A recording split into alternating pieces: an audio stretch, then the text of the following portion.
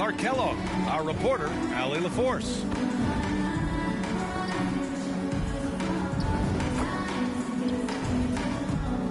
And a look at the starters for Charlotte. They've got Miller, and it's Knipple in at the small forward position. And for Miami, we've got Jaime Jaquez. Tyler Hero is out there with Yakachonis. Then it's Todd, and it's Adebayo in at the center position. Every NBA season has its ups and downs through the year, Clark. Must be hard to stay focused through all that. Yeah, you're speaking the truth there because, one, the external factors are ever present. Noise from the outside. But also, you're in your own head more than anybody else. So being able to stay focused is critically important. And it's a mental discipline, and it's something that players have to work at. You're coming in at full speed. Hero was just too quick. And here's Charlotte to the right side. Here's Salone. Pass to Miller.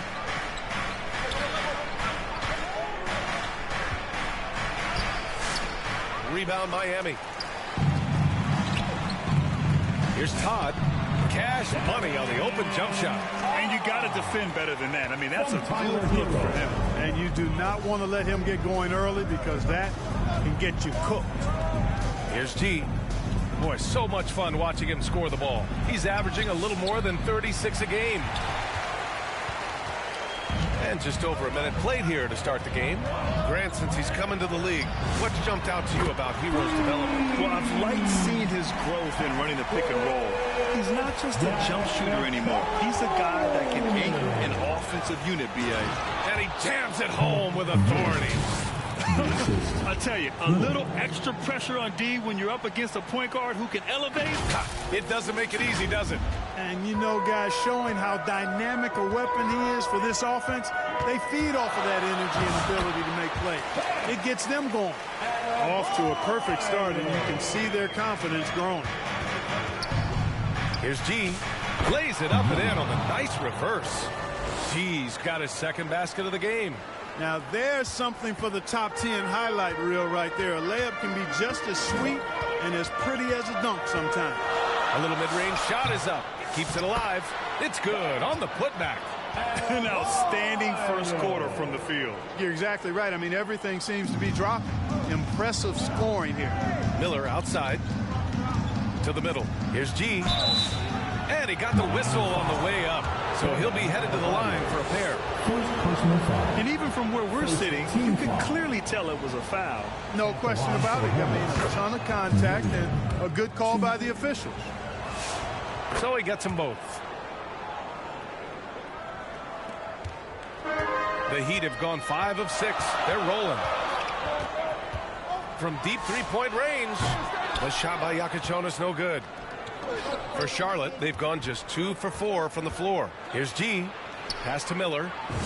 Uses the glass on the layup. Well, I think this is huge for Miller's confidence. The more he scores inside, I think the more dangerous he becomes. Here's Yakachonis. It's rebounded by Salon. You can tell he's just a touch out of sync here. But he's battling, continuing to fight. He's a living highlight reel. Seriously, that could end up being one of the best dunks of the year. Without question, a crowd pleaser to the 10th degree. Hero for 3. Hornets with the rebound. And he almost made them regret defending him so loosely. Clinch. And he goes strong with the one-handed jam. Size, explosion. He's a dangerous finisher. And we saw it right there. And Miami decides to take their first time out here. Now, they put up a nice win against Chicago last time out. Yeah, that was a hard-fought win for them. Couldn't finish the job in regulation, but things came together for them in overtime. And it could turn out to be one of their biggest wins of the season because of the way they came through when it mattered most. That's clutch play that could serve them well going forward.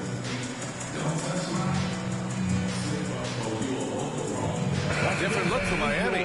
Ware's checked in for Adebayo. Jovic comes in for Jaquez. And it's Wiggins in for Hero. Miami has gone 1 for 3 from beyond the arc. Pass to Jovic from outside the arc. Count it. 1 for 1 to start the game. And that's what they want to do. Get him open looks early. Thomas outside. For First quarter of play and just over 3.5 minutes in. And here's the fast break. Pass to Yakachonis. Shoots over ball. The shot by Yakachonis, no good. He's lost his rhythm completely this quarter, but he's determined to stay after it. Shot by Levine, no good. For Miami, they've gone 6 of 11 so far. Blocked! Ball surveys the floor. And Salon gets it to go. They've now had assists on each of their last 3 buckets. Pass to Yakachonis. Charlotte foul. Baldwin. First personal foul. First team foul.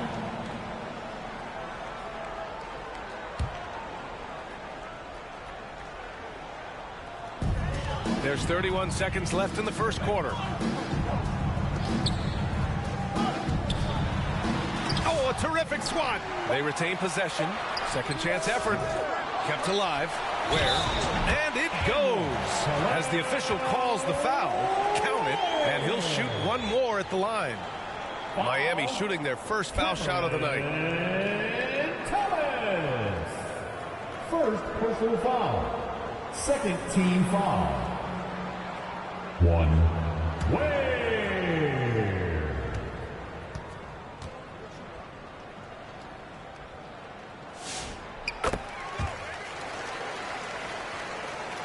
Hornets trail by 3. And here's ball. No points so far. On the wing, Levine. And count the basket. He was fouled, and he's going to the line for one more. First trip to the free throw line for him tonight. And somehow it's become a real struggle at the free throw line. He's lost his way there. I mean, he's not having anywhere near the same success he had there last season.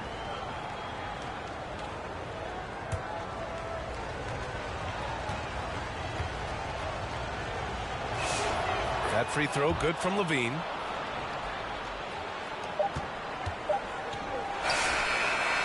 And so the first quarter comes to a close. Both teams scoring well, but it's all tied. And back in a moment as we'll get underway with quarter number 2.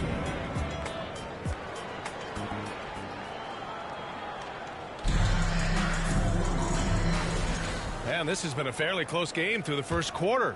We'll see what happens here in the second. And guys, what's your take on Miami so far? Well, it's pretty obvious. I mean, cashing in on extra opportunities. That's how they built this early lead. Boy, grinding it out on the glass. They've really been working for those points. Tyler Hero is out there with Todd. Then it's Jaime Jaquez. Then there's Khalil Ware. And it's Kemp in at the 4. So that's who Miami starts the second with. Gives us a chance to catch up. Hi, guys. Well, G in their last game against Indiana was simply terrific. He had 36 points and knocked down his share of three-pointers. That was a factor, too. When it was all said and done, he accounted for more than half of their points. Quite a performance. Back to you. Thanks, Allie. Well, that was an incredible night for him. They rode him to that win. And he was more than happy to carry them, B.A. He might still be feeding off that performance heading into this one. Yeah, you know, all indications are that he feels good coming into this one. Feels confident that he can build on that prior success. Bam Adebayo's checked in for Ware. And the Hornets making a change here as well. Miller's checked in for Barrett. And out of bounds, the Heat will take it. And players these days with great ball handling, but occasionally getting away with a carry at times. Oh, you know, B.A., the old discontinued dribble. I mean, this might be where tracking cameras can start to help because that's such a tough call for an official to assess in the moment. Gotta fight harder to get over those screens. Well, I'm going to credit the screen. I mean, that's a good, strong pick he lays there. He got a piece of it. And pushing it up. Here's Miami. And he lobs it up to the rim. Throw it down on the lob. The great read between those two guys. The defense didn't stand a chance, B.A. These two teammates right here, Grant, they are connected. And I tell you what, guys, that's a big play to make in a close game. Potential momentum builder there. Thomas, he's checked in for Salon. It's stolen away. Charlotte substitution. Cameron Thomas. Pass to G. Shot from the wing. Drained it for 2 points. G's got 12 points in the game. You want to run your offense through him. A reliable scoring option. And so Hero will bring it up for the Miami Heat. When this game is done, they'll be off to Toronto, taking on the Raptors. It'll be the front end of a 2-game road trip. Offensive rebound. And rejected. And they get it back. Hero on the wing. And they finally get it to go. A full night's work on the boards and one trip down the floor. That is good offense, unselfish play. He takes it in, and he takes that one up and powers it through. What a finish. I mean, he just took over himself. What a show of power right there from the point guard. Man, sweet. And you know, guys, when your point guard is making explosive plays at the rim, I really do think it sets the tone for the rest of the team. Here's Adebayo. The Hornets making their last shot. Cashes in the 12-footer. He's got 6. Nice form on that J from Bam. He's really worked on his shot. Miller, the pass to G. On the take. Oh, and he got fouled on his way up. He'll head to the line to shoot 2. It goes on Bam Adebayo. The defense there doing whatever they can to protect the rim. Definitely saved the layup with that foul, and he'll make him earn them from the line, and that's what you want to see. Baldwin's checked in for Charlotte. LaMelo Ball comes in for Miller. Miami has gone 1 for 3 from downtown here in the second. Pass to Jovic. Here's Jakučionis. Counted from distance. Jakučionis has got his second basket. He's the last guy you want to leave alone on the perimeter. Gillian. And he dunks it. What a pass to set him up. Well, you know, this is what you like about him as a facilitator. He hits his man where he can do something with the rock. Inside. The size and power from Bam inside. And their offensive execution has really picked up here in the second period. Yeah, and it should help them increase their separation here. I mean, this has been an impressive offensive output. Now a timeout called by Charlotte. Yeah, Coach no doubt wants to use this. So it's Miami closing up. That's the end of the first half. When it's score, your Miami Heat 44, Charlotte 37. And happy you could join us. We've got 2 quarters left to go in regulation. Hornets trail by 7. On the floor for Charlotte. They've got Knipple, and it's Salon in at the 4 slot. Great vision and setup there by Brandon Miller.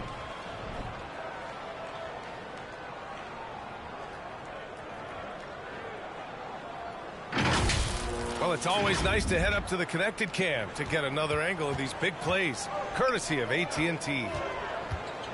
Oh, Adebayo off the lob. And look how explosive Bam can be. Defenses can't do anything to stop him on the alley-oop. Miller outside. Shoots from 12. Again, Charlotte.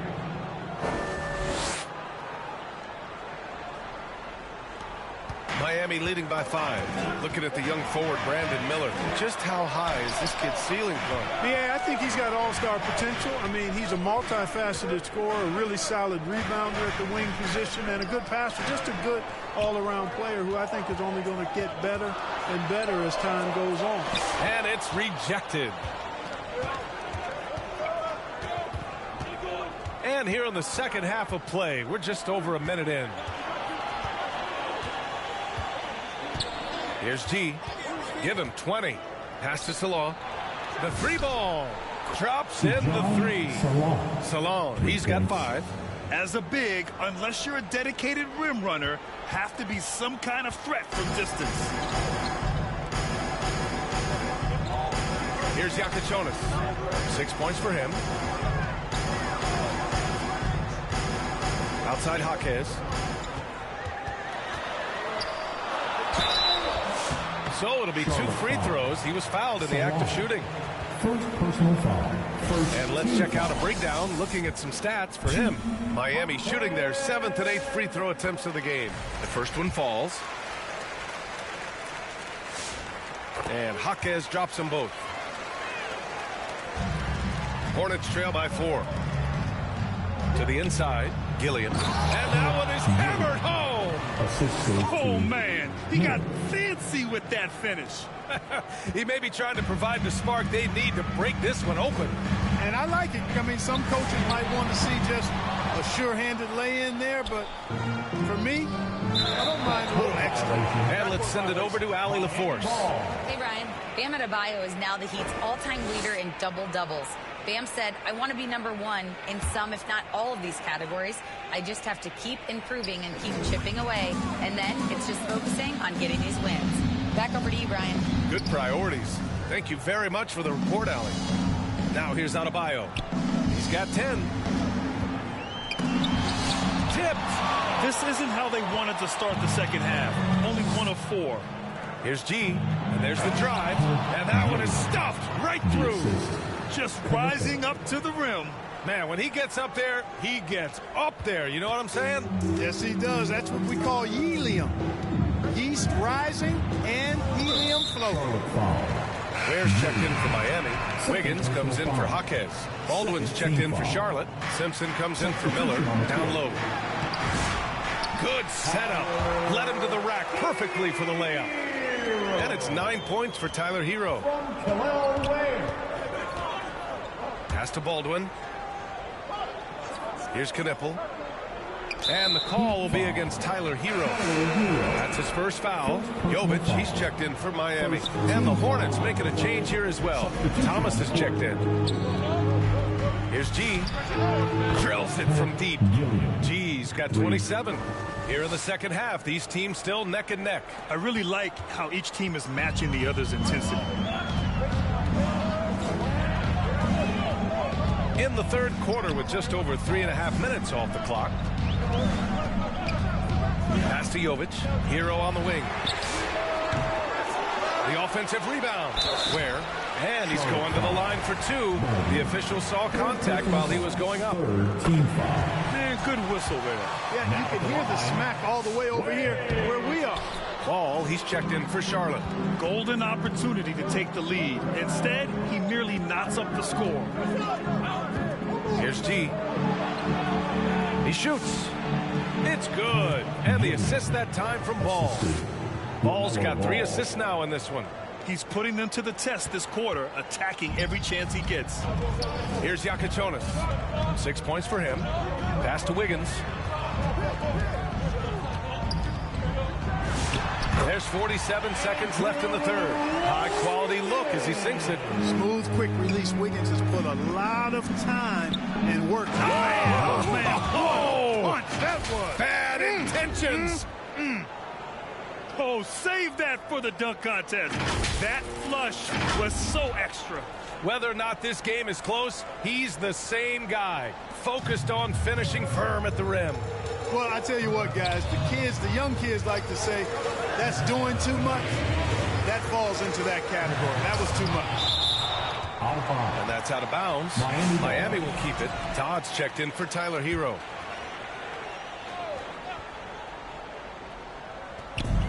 There's 31 seconds left in the third quarter. Clock at 6. Here's Wiggins. It doesn't go for him. The Hornets with a lead. And they can run out the clock here. No need to rush him. Yeah, don't give them another possession here. Pass to Thomas. Takes the 3. Hits the trifecta. Yeah, these teams are playing with incredible energy. Perhaps the case simply that some kind of motivational speeches at halftime got both of these teams fired up. Well, it's been an exciting game. Plenty of offense as we head to the fourth quarter. Charlotte on top, up by 5. And fourth quarter basketball will be coming your way on 2K Sports right after this.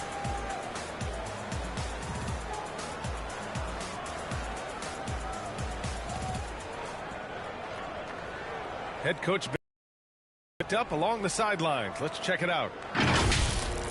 We got to now start to anchor down defensively right now. Trust each other and trust the loads. It's not just one-on-one defense. It's the... A little help from your friend.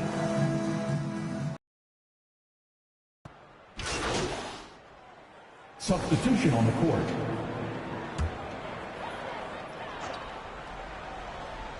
Third minute of action now gone here in the fourth. Right side Adebayo. Bam going to work in close. I'll tell you, Bam is having a massive impact on this game. They just can't stop him. Now a timeout called by Charlotte. They're losing by 7. There's a minute 54 left in the fourth quarter here. And one of our featured players tonight earns our Player of the Game award, Bam Adebayo. And guess what? This was his game all night. I mean, he tore through the defense and almost never took a bad shot out there. Really, a level of offensive consistency most players can only dream of. Hey, these fans love him so much, and when he gets it going, they respond. The crowd's energy fueled his performance. Time called here. Miami decides to talk it over. They're up by 5. 1:49 left in the game. Knipples checked in for Barrett. And let's swing it over to the sideline and hear from Allie. Hey guys, Billy Donovan was just reviewing the plan with his team. He told his guys, quote, "Do not get complacent. No coasting to the finish line here. Stay on the gas, keep the energy up, and close it out." Coach doesn't just want them to hang on to this lead. He wants them to extend it. Great work, Allie. Thanks. Now here's Jaquez. 5 on the clock. The Heat need to get one up in a hurry. Yeah, and this is why Hero was a lottery pick back in 2019 because of how incredible of a scorer he can be. Todd's out there with Jaime Jaquez. Then there's Jonas. Then there's Tyler Hero. And it's Ware in at the center position. That's the group on the floor for Miami. We played just over 3.5 minutes now in the fourth quarter. And so Hero will bring it up for Miami. It's a 5-point game. From downtown. Offensive rebound. Charlotte has gone just 1 of 6 from downtown in this final quarter. The great read between those two guys. The defense didn't stand a chance, B.A. These two teammates right here, Grant, they are connected. And I tell you what, guys, that's a big play to make in a close game. Potential momentum builder there. Money. Yeah, in these moments, Hero knows he has to step up, so he works hard to find the bucket. Here's Miller. He connects. What a beautiful shot. Brings him within 3. How about Miller rising to the occasion? Talk about coming up clutch. Big time. That doesn't go either for Hero. What a huge trip here. Absolutely. You can feel the energy in this arena. Miller, the pass to G. To tie it up. It falls. Oh, a tremendous 3. We're tied. Great to see guys who don't back down under pressure. Cool, calm, collected, and confident in the biggest moment of the game. Yes. And the Heat call time here.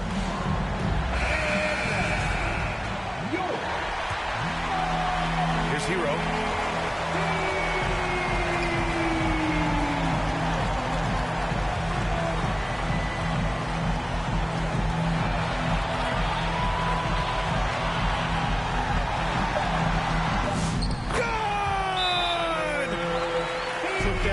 Right to the rack, and they just let him go by. Now a timeout called by Charlotte. They trail by 2. Only 2 seconds left in the fourth quarter. Guys, what do you think? I think you attack the rim here, get the ball close to the goal, and that way, even if you miss, you might have a chance for the putback. Here's G. Count it! And one move ahead of the defense. A solid pick. And then the monster dunk to complete the play. Well done. Boy, picture-perfect teamwork that time, guys. One guy sacrificing for the other. That's how you succeed in this league. Time expires. We're going to overtime. Don't go away. We'll be back momentarily.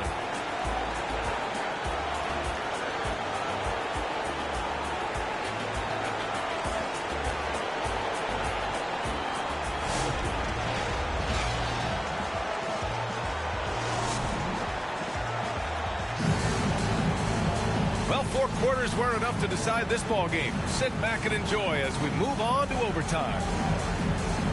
And here's Charlotte now. Tyler Hero is out there with Yakachonis. Then it's Bam Adebayo. Then there's Khalil Ware. And it's Todd in at the 3. G's shot is good. And he's coming off a huge performance, and his confidence couldn't be any higher. And his coach knows that, too. Showing no signs of slowing or cooling down. They're going to ride him as far as he can take him. Yakachonis, this shot is good. Oh, man. Carving this defense to pieces. With the drive, well done. And it's blocked. Hero against Miller. That's the Yakachonis. Pure from 3-point range. And the Heat lead by 3. This has been the story of the game. A battle fought on offense. Any lull in the action so far has been short-lived because there have been nothing but buckets in this one. Time called here. Miami decides to talk it over. Call for the Heat.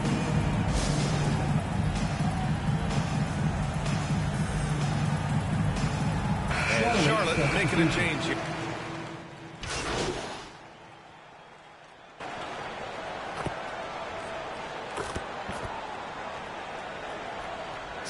Making a switch here. Jovic is checked in.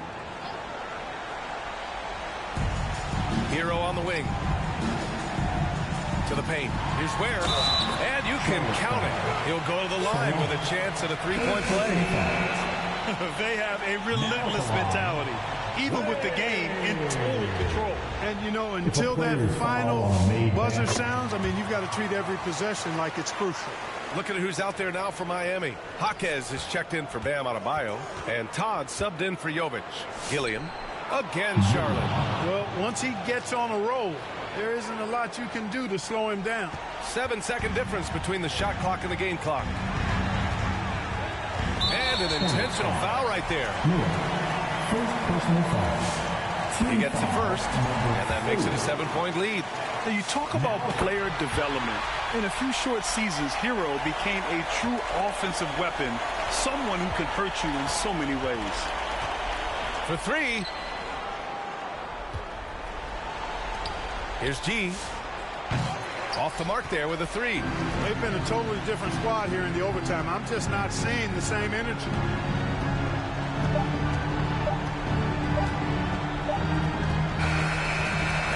Miami takes the win. It was touch and go there for a while, but in overtime, they caught a second win. They really did, and it was wild. Everything it took just to get to the extra period, and then their surge at the end. Thank you for joining us. That'll do it for now. For Grant Hill, Clark Kellogg, and Allie LaForce, this is Brian Anderson, thanking you for watching. See you next time. Good night.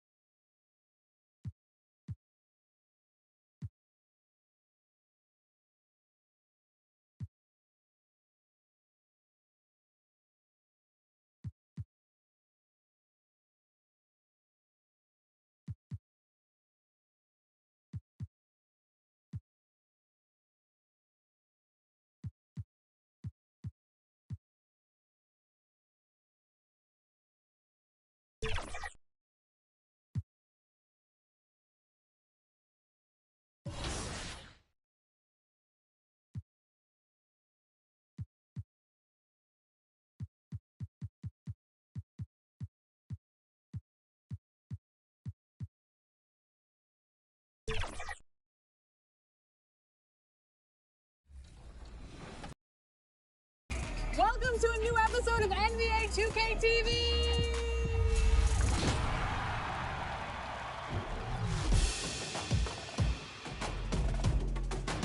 Hello from Los Angeles and welcome to Season 5 of NBA 2K26. There's big news this season, and we'll be getting into that all in this episode. But first, how about a chance to earn some 2K TV Interactive? All questions this week are presented by Kia. All-Star Weekend is still fresh, so this one should be easy. Who won the 2026 Slam Dunk Contest? Was it Jackson Hayes, Carter Bryant, Keyshawn Johnson, or Jace Richardson?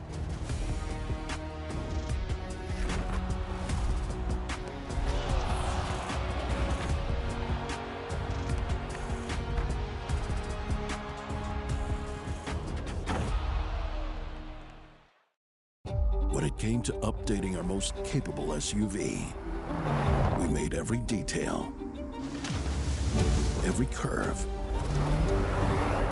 every function outshine all.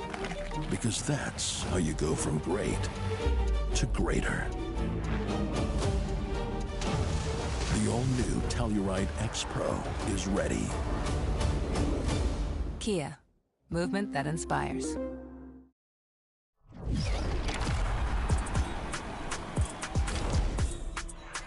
So for your next 2K TV Interactive, we're here at the Kia booth at NBA All-Star Weekend.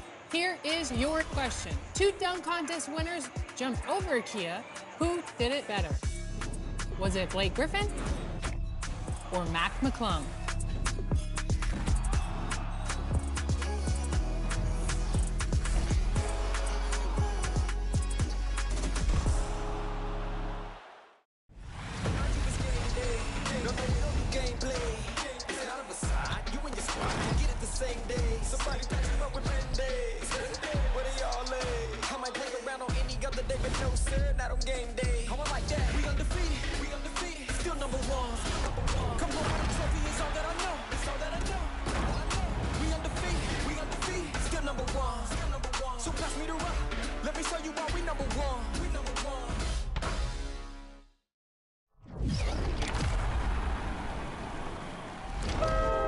That's right, college basketball has arrived in 2K26. All season long, you can work your way through 40 levels of unique prizes, including lots of college logos, game day bundles from a variety of colleges that produce some of the biggest names in the NBA and WNBA. And it wouldn't be college basketball without mascots, and there's several you can earn in Season 5. Lots more fun and rewards, including a quadcopter to fly around the city in, badge perks, and another cat breaker to elevate your builds. Pull up at Hamilton Station, your park for Season 5. Put on a show for the trains passing by and steam through the competition. But My Career isn't the only mode going back to school, because my team also has a treasure chest of its own. For more on that, let's hear from Danny and Sasha. The tray, and again, the Jayhawks with the triple. Welcome to Season 5 in my team. There's a lot of excitement coming in this season's rewards. Plus, a celebration of college basketball is tipping off.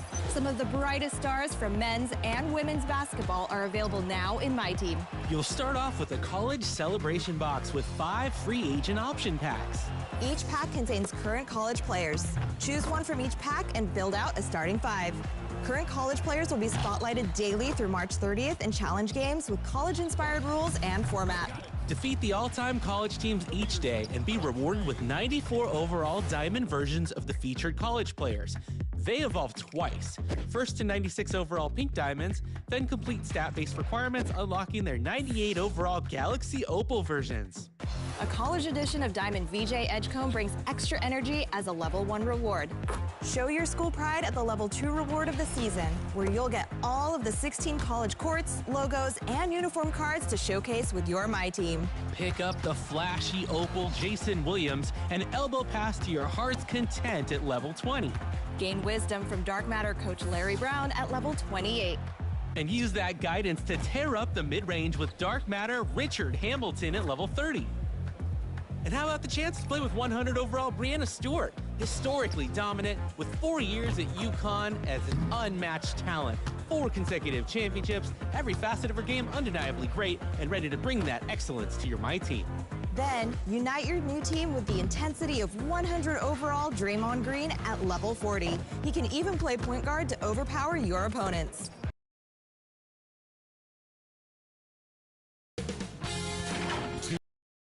Welcomes you to the following presentation of the NBA.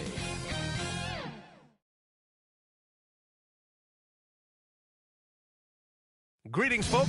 Thanks for tuning in to 2K Sports for our latest presentation of NBA basketball. And tonight, it'll be the Oklahoma City Thunder going up against the Charlotte Hornets here at Spectrum Center. I'm Brian Anderson, and with me tonight, Grant Hill and Tim Legler. And down on the sidelines is Allie LaForce.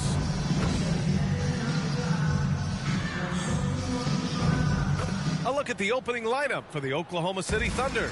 Chet Holmgren out there with Jalen Williams. Then it's Shai Gilgeous-Alexander, and it's Norris in at the center, locking down the middle. And for Charlotte, they've got Miller, and it's G in at the 1. Well, 2 of the best guards in the league going at it today, Grant. Is there a bit of bragging rights on the line? You know, maybe not for the players themselves, BA, but the fans will absolutely use this game as evidence when they argue why their guy is the best. Well, that's just too easy for Shai. If he gets that close to the rim, there's no chance. Yes, it's good. Hey, take it right to the defense. Not a bad way to start this game. And SGA has got the ball here for the Thunder. All right, let's check in with Allie LaForce.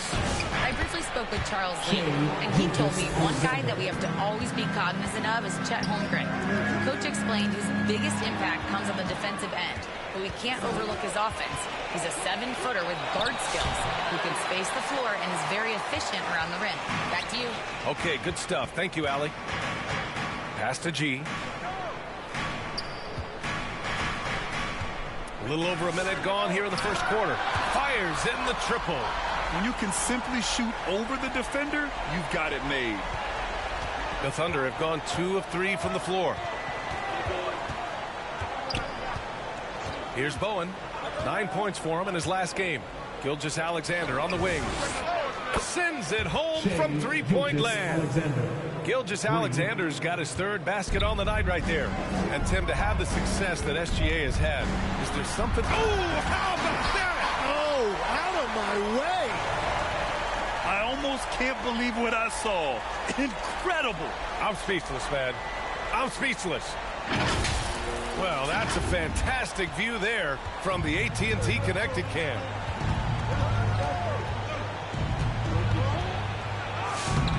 His first miss of the game. 3 of 4 from the field now. The Hornets have gone 3 of 3 so far from the floor. Down low. Knipple. And he makes no mistake. Slam dunk. And he's playing the game with a certain flair right now. Oh, he caps off the move with a little hang time on the rim. Gilgeous-Alexander surveying the D.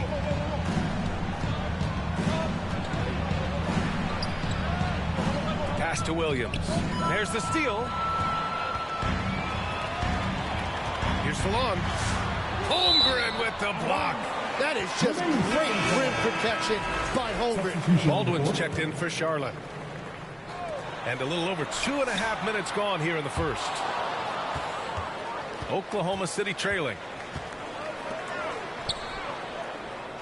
Here's Topic. Right now, he's contributing about 15.5 points a game. And Williams punches it home. Yeah, nice job by J-Dub. Just playing above the rim. Over to the left wing. 2 minutes remaining in the first. 2 minutes. 1:56 left in the first quarter. Here's G. That 3 off target. Had some space there after the pump fake. For Oklahoma City, they've gone 4 of 6 in the first quarter. Here's Bowen, guarded by Miller. Bowen passes to Williams. Down to 5 on the shot clock. And that one's good. Topic. He picks the exact right moment to get himself a clear line to the basket. Here's G. Ooh, good finish at the rack off the slick feed. G's got 7. And continues to make plays offensively, having a very efficient quarter. Here's Topic. It's rebounded by Salon. That's going up against a defense that knows your tendencies. Oh, deflected. Here's Topic, uncovered. Misses off the left iron. Well, I'm not sure if he was surprised to be that wide open, but something got him out of focus. Heady play to stop that easy layup right there. I mean, make him earn it at the line. Charlotte shooting their first free throws tonight. That free throw misses. Both teams will make substitutions. Good on the second one. There's 45 seconds left to play in the first quarter. And it's in there. Topic has got his second basket on the night. These teams just feeling each other out. Yeah, I love the spirit out there. Already 6 lead exchanges. G passes to Gobert. From 7. There's 21 seconds left in the first quarter here. And it's going to be a 3-second call. Oklahoma City ball. Now we're in the first shot. Charlotte ends up going with a new group.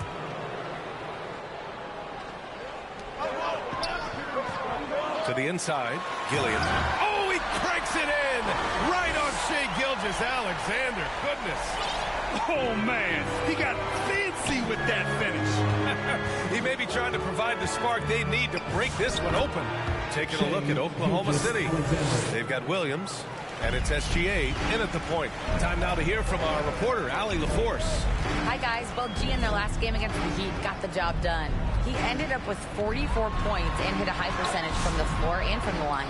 And really, it's a game that will stand out when you look at his career, considering how absurd some of those numbers are. Guys? Allie, great info there. It really was some night for him. He couldn't have been much better, Grant. Yeah, B.A., there was nothing they could do to contain him. Once he got rolling, it was game on. Well, he did whatever he wanted. I love the fact that he was under control, yet very aggressive. Here's SGA. Ooh, Shai showing no fear inside. Well, his team is up, and he's a big reason why. And it's a little easier to shoot when you know you've got an advantage on the scoreboard. Tim, growing up in the D.C. area, at what point did you fall in love with the sport of basketball? Well, B.A., the first team I loved were the Washington Bullets in the late 70s with Elvin Hayes. They won that one championship in Washington.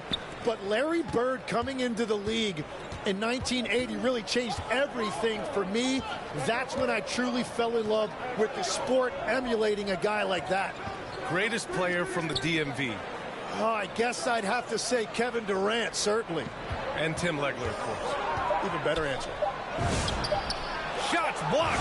And they're able to recover. Great open look there. Gilgeous-Alexander's got 11 here in the quarter alone. Tipped. 2 minutes remaining in the half. 2 minutes. Here's Bowen. Off target. That would have pushed the lead to double digits. To the middle. Here's G. And he dunks it down. Wow. I'll tell you, such an advantage having a playmaker who can get up to the rim and finish. Now that is what every team wants. And you can see how it energizes the entire team. And so he draws the foul, headed to the line to shoot a pair. You know, the growth we've seen from SGA over the years has really been incredible, and it's a testament to that work ethic. He puts in the time every offseason to add something. It's not luck that he's so steady at the line. It's through repetition and hard work. Some nice passing by Charlotte here. Out to the wing. Here's Salon. Hasn't gotten one to fall yet. Shot clock at 6. Here's Miller. Count it. 1 for 1 to start the game. They're finding ways to get the ball into the paint. 5 consecutive buckets. And here's Gilgeous-Alexander. He'll bring it up for OKC. 6-point lead. They're moving on after a tough loss they took at the hands of the Pacers.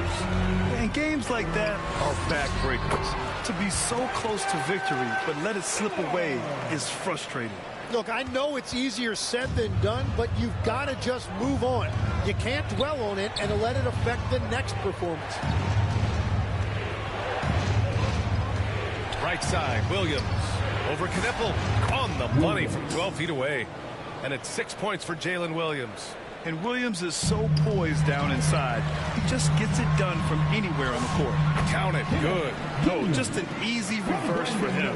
He has nice feel and touch around the bucket. Here's Bowen.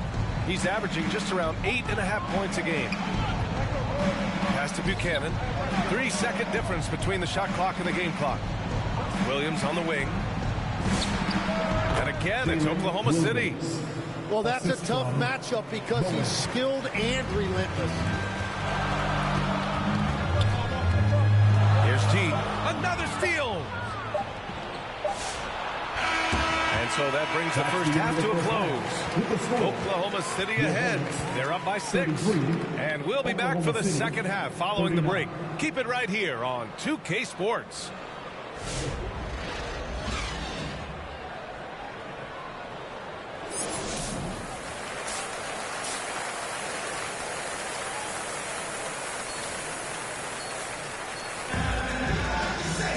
Second half of basketball is upon us, and we may be in for an exciting finish based on how close of a game we've seen so far.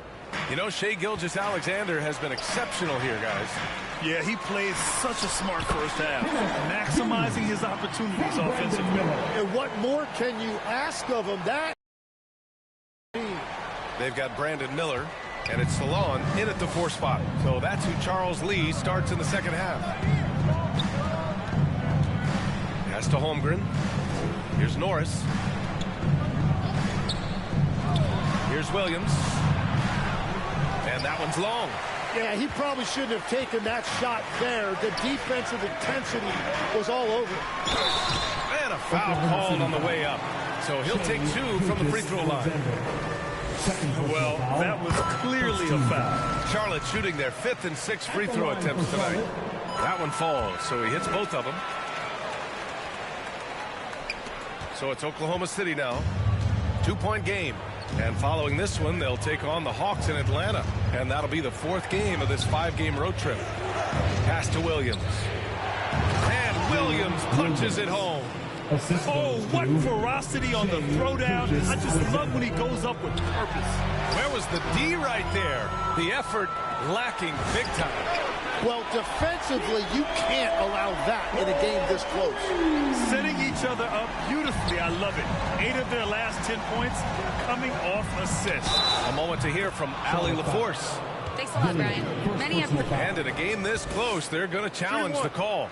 Coach does not agree with it, and he wants them to take another look at the monitor. And even with the coach's challenge in place, we've seen so many of these personal foul calls still disputed, even after the video review. There's no doubt there's going to be a gray area in a lot of these calls.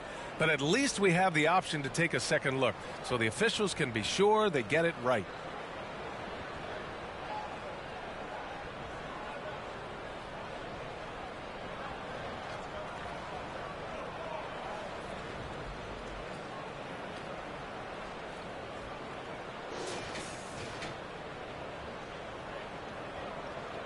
And they've made their decision. The call will stand. And as much as it hurts to lose a challenge, I think Coach would challenge that call again if he could. He really disagreed with the foul, and he still needs. Well, Grant, as more and more teams look to get up and down, do you think that lends itself to going deeper down the roster? Oh, definitely, BA. Also, with the G League and bigger coaching staffs enabling end-of-the-bench guys to get more reps, it helps them stay ready when their number is called. Gobert passes to Thomas.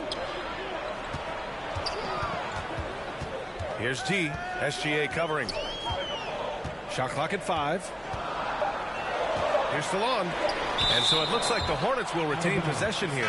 That is a well-timed block by Holmgren, protecting that rim. Wallace, he's checked in for Oklahoma City. Well, that's a shot he should make a majority of the time. 2 minutes gone in this third quarter now. Inside, Topic lays it up and in off the pretty assist. Topic has gotten his third basket of the night. Third quarter off to a great start offensively. That's 3 of their first 4 they've made. G's shot is good. And he was dominant in their last outing. And the same thing here tonight. He is in a terrific groove right now. And that confidence has carried over to tonight. He is playing great basketball. Pass to Wallace. Here's Topic. 4-3. They get it again. And he was fouled while in the act of shooting, so he'll take 2 free throws.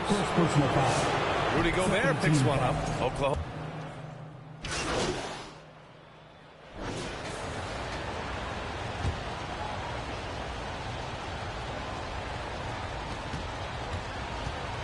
Oklahoma City leading by 12 on the court for the Thunder. Inside, we got Williams and Holmgren. Shai Gilgeous-Alexander is out there with Topic. And it's Bowen in at the small forward position. And it's out of bounds. Last touch by Holmgren. Here's a look at what's coming up for the Charlotte Hornets. On Saturday, they'll defend home court against the Orlando Magic. Then on Monday, they'll begin a road trip starting in Utah, going up against the Jazz. The road is never the highlight of your schedule for any team. But for these guys, it is a chance to go out there, test themselves, and see how well they gel outside of home court. It could be a very valuable experience. Step back and squared up. Yeah, there's the sweet shooting touch from Holmgren. He can knock it down from just about anywhere. Gillian. And the layup is good after a nice lead pass. G's got 10 points in just the second half. Oklahoma City has gone 4 of 9 so far from the perimeter. Look at Chet using his size inside. The size, the length. Holmgren just a beast inside. Back to Miller. Oklahoma City grabs a miss. Pass to SGA. Goes up on the wing. And there's another one for the Thunder. And it only makes sense to give him the rock again. He put the team on his back all game. Well, the volume has been there, but so has the efficiency, which is why they're in control of this game. Count that one. They just look so overwhelmed inside. That's why they continue to get attacked. And here's SGA. He'll bring it up for the Thunder. Pass to Holmgren. Outside, Williams. Back to Holmgren. Here's Bowen. Just 5 on the clock. Oklahoma City's got to hurry. They got to get up a shot. Here's G. Gilgeous-Alexander defending. Oh, and there's the whistle on the shot. So 2 free throws for him coming up. And now we'll get a perspective here on how the hustle game has been going for Oklahoma City. Yeah, they've collected an impressive number of steals so far, using fast hands to force some turnovers and then scoring on the other end. Well, it can be intimidating when you can't find any daylight, and that's been the case here. Disruptive defensively, blocking shots, altering shots, a real factor. Charlotte foul. Gillian, second personal foul, first team foul.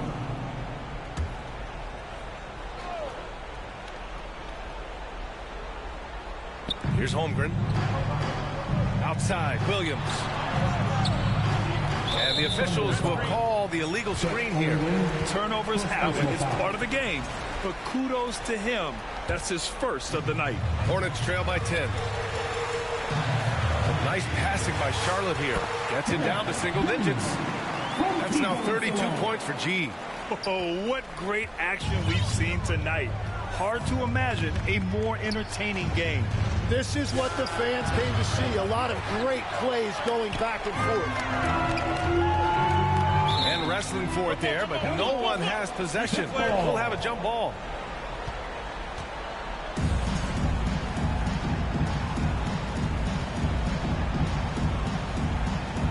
And here are the Thunder now. 2 minutes remaining. Holmgren deciding where to go with it. 1:53 left in the fourth quarter. That's a missed opportunity, and that is one he would love to have back. Taking the contact and getting it to go. Holmgren stronger than he looks. Here's G, and he caught that pass in full stride on his way to the big slam. It's like he's doing pull-ups on the rim. Looked like a schoolyard playground right there. Timeout called, the Thunder. They're ahead by 8. 1:41 left in the fourth. And now we have a chance to see our player of the game, Shai Gilgeous-Alexander. He has truly put on a show out there tonight, tearing it up on both ends of the floor. So impressive. And the other squad has looked helpless to stop him. I'm telling you, the added pressure of the road really brings out the best in him. You can tell he enjoyed playing so well in front of an unfriendly crowd. Let's check in with our reporter, Allie LaForce. Hi, guys. Well, Mark Daigneault was just reviewing the plan with his team. And they told the team, let's keep doing what we're doing. We're up. Do not forget that. They told their team to just relax, to have fun, and to finish this one out. We'll see if they do, guys. And Allie, thank you for that. And those were big shots. At this point in the game, you can't afford to leave any points at the line.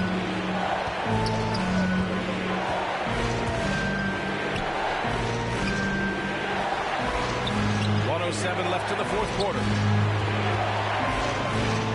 5 to shoot from deep. Holmgren. Oh, and there's a one-hand jam. And this is something he does all too well. Great position for the putback there. And I like how he doesn't think twice about passing it out. Just going right for the slam. Well, defensively, you've got to put a body on him. That guy will ruin you on the offensive glass. And so they foul intentionally. Miller, first personal foul. Second team foul. There's 42 seconds left in the fourth quarter. Here's Gilgeous-Alexander, and the rebound goes to the Hornets. Things aren't looking good here. I mean, they need points, and they need them now. Yeah, this is one of those moments where everything is going to have to go your way. This is why you put the ball in his hands. An accurate pass hitting a moving target. Here's SGA. And that's an intentional foul. Second personal foul. He hits the first one, and that puts him up 5. At the line for the Thunder. And so both free throws good, and it's a 6-point ball game. Every free throw is crucial in a close game. Nice work at the line. There's a 4-second difference from the shot clock and the game clock. Here's G. No good on the triple. So disruptive defensively out beyond the arc. And now we've got an intentional foul. Yeah, no choice but to foul in that situation. Although, that's not the guy you want to send to the free throw line. He drops the first one, and that makes it a 7-point lead. And he hits both free throws here, and it's an 8-point ball game. Charlotte calls timeout. They're trailing by 8. There's 14 seconds left to play in the fourth quarter. All right, guys, what's your take? Too little, too late. Making a change won't save them now. Well, you're going to have to play this out, take pride in every possession because they are critical at this point. And Salong gets it to go. And so they choose to intentionally foul. Simpson, first personal foul. 15. So the first one drops, and that makes it a 7-point lead. So he goes 2 for 2 at the line, and it's an 8-point ball game. Timeout called, the Hornets. They're down by 8. 11 seconds left in the fourth. All right, guys, what do you think? Too little, too late. Making a change won't save them now. Well, you're going to have to play this out, take pride in every possession because they are critical at this point. G's shot is good. 9 seconds left in the final quarter, and he commits the intentional foul. Simpson, second personal foul. Team is in the penalty. First free throw is good, and that increases the lead to 6. And so he drops them both, and it's a 7-point game. Here's G. The 3. And no good. So we see Oklahoma City get the win here. They played the villain tonight, and they played it well. Yes, they did. You know, you have two choices. You can either succumb to the hostility in this arena, or you can feed off of it and use it as motivation. They did the latter. And that about wraps it up. For reporter Allie LaForce and for Tim Legler and Grant Hill, this is Brian Anderson saying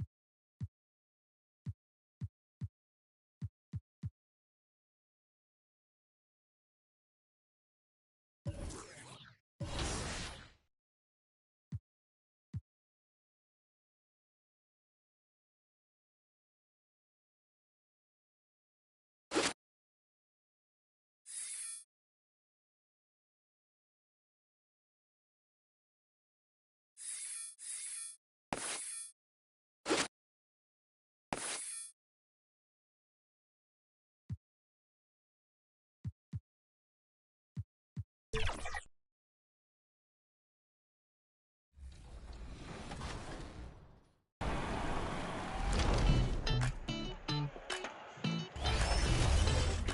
saw the main events from All-Star Weekend. Here's an up-close look at what's happening off the courts, NBA 2K style.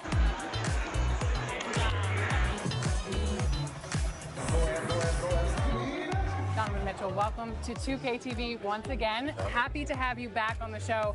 Now, back in November, you scored 46 points in a game that you said was fueled by a kid. Coming down the tunnel earlier, the Hornets getting mentally prepared. I know the home fans are prepared as well. Hello, basketball fans. You've got it on 2K Sports as we get set to bring you an exciting NBA basketball game. We'll watch the Orlando Magic in this one as they go up against the Charlotte Hornets here at Spectrum Center. I'm Kevin Harlan with Clark Kellogg and Craig Anthony courtside. On our sidelines tonight, reporting Allie LaForce.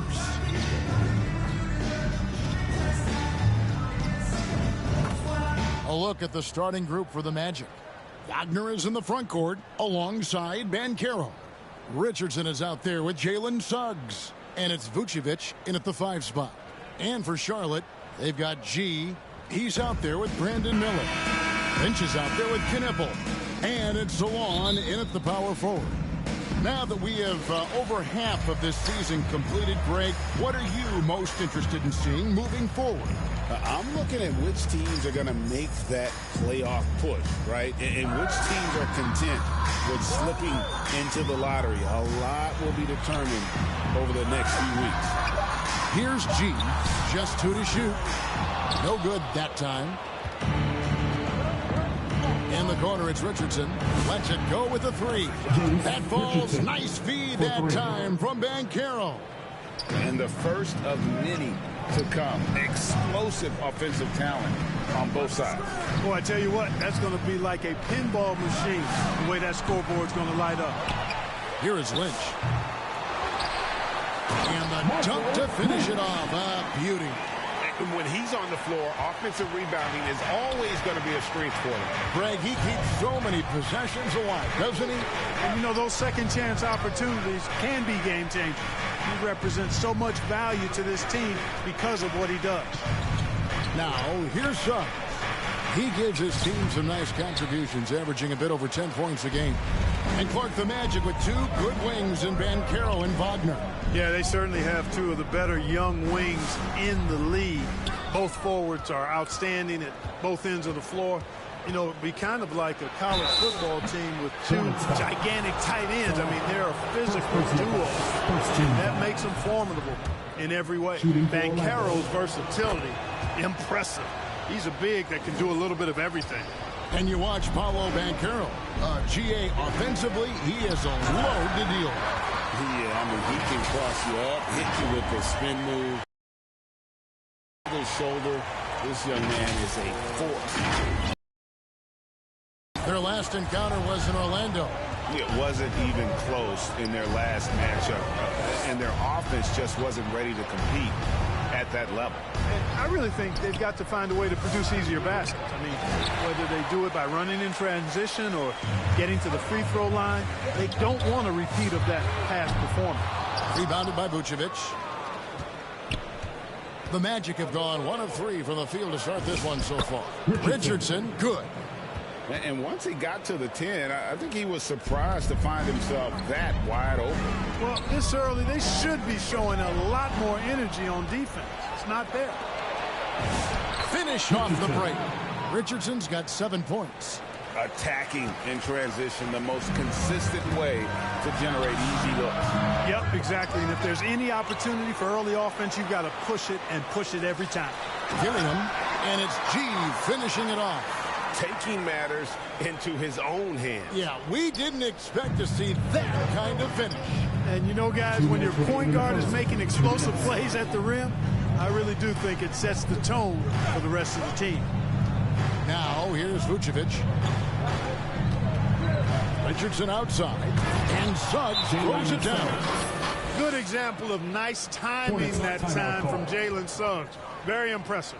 So Charlotte calls timeout. They're first. And they just can't seem to get going offensively. I think this timeout, guys, is where you draw up some plays.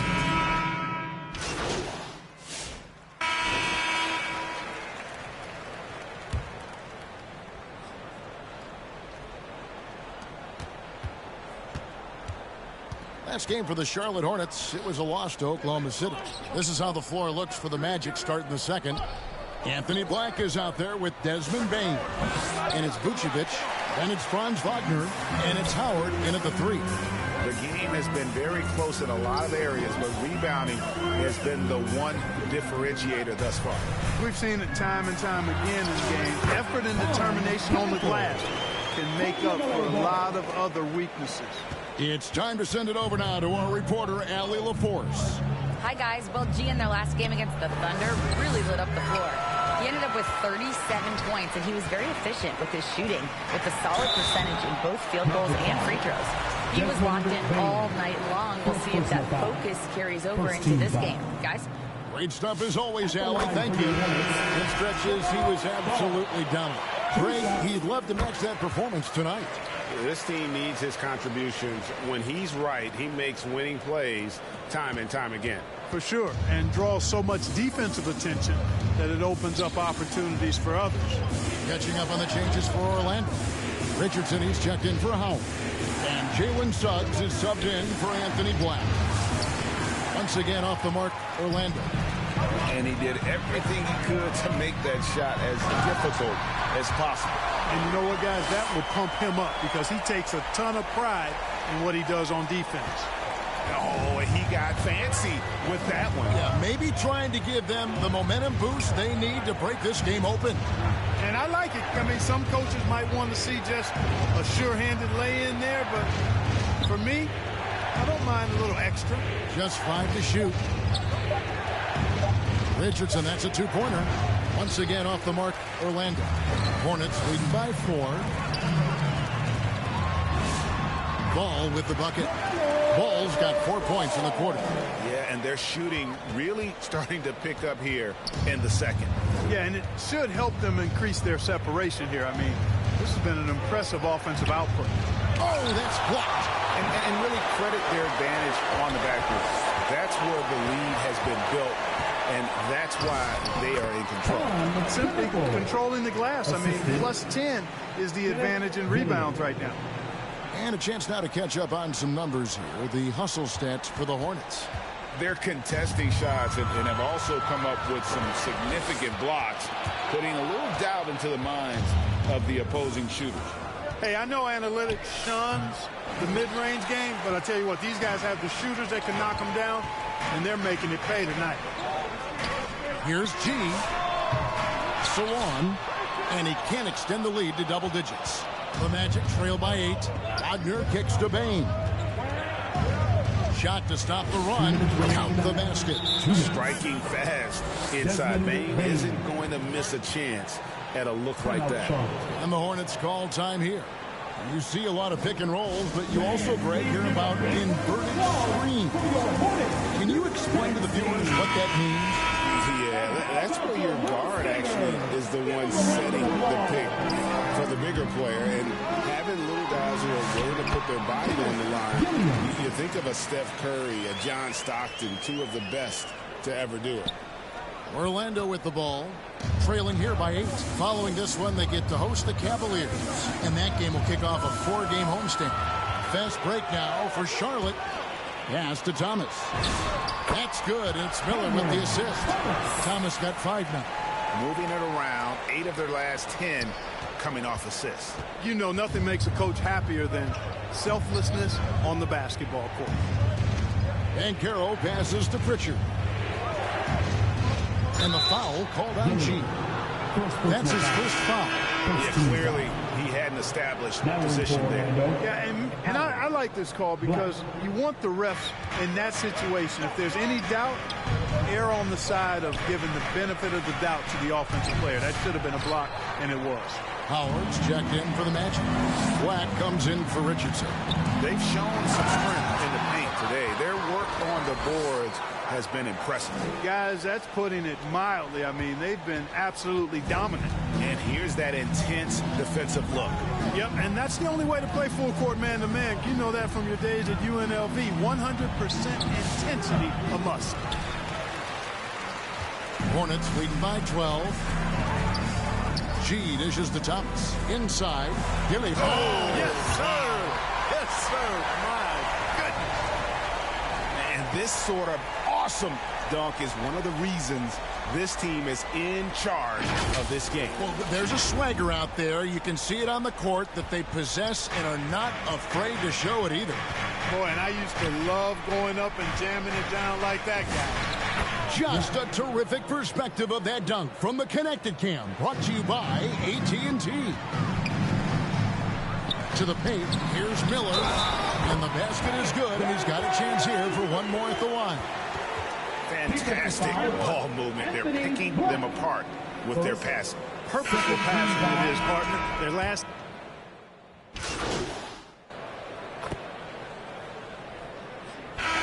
So it's the Charlotte Hornets in command with a 16-point lead as the buzzer sounds.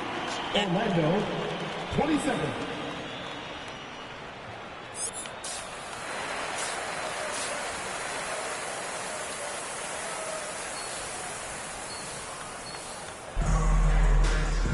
Well, we've got a second half of basketball for you. We think it's going to be pretty good. A big comeback, though, is needed for this game to be competitive, and it probably has to happen quickly.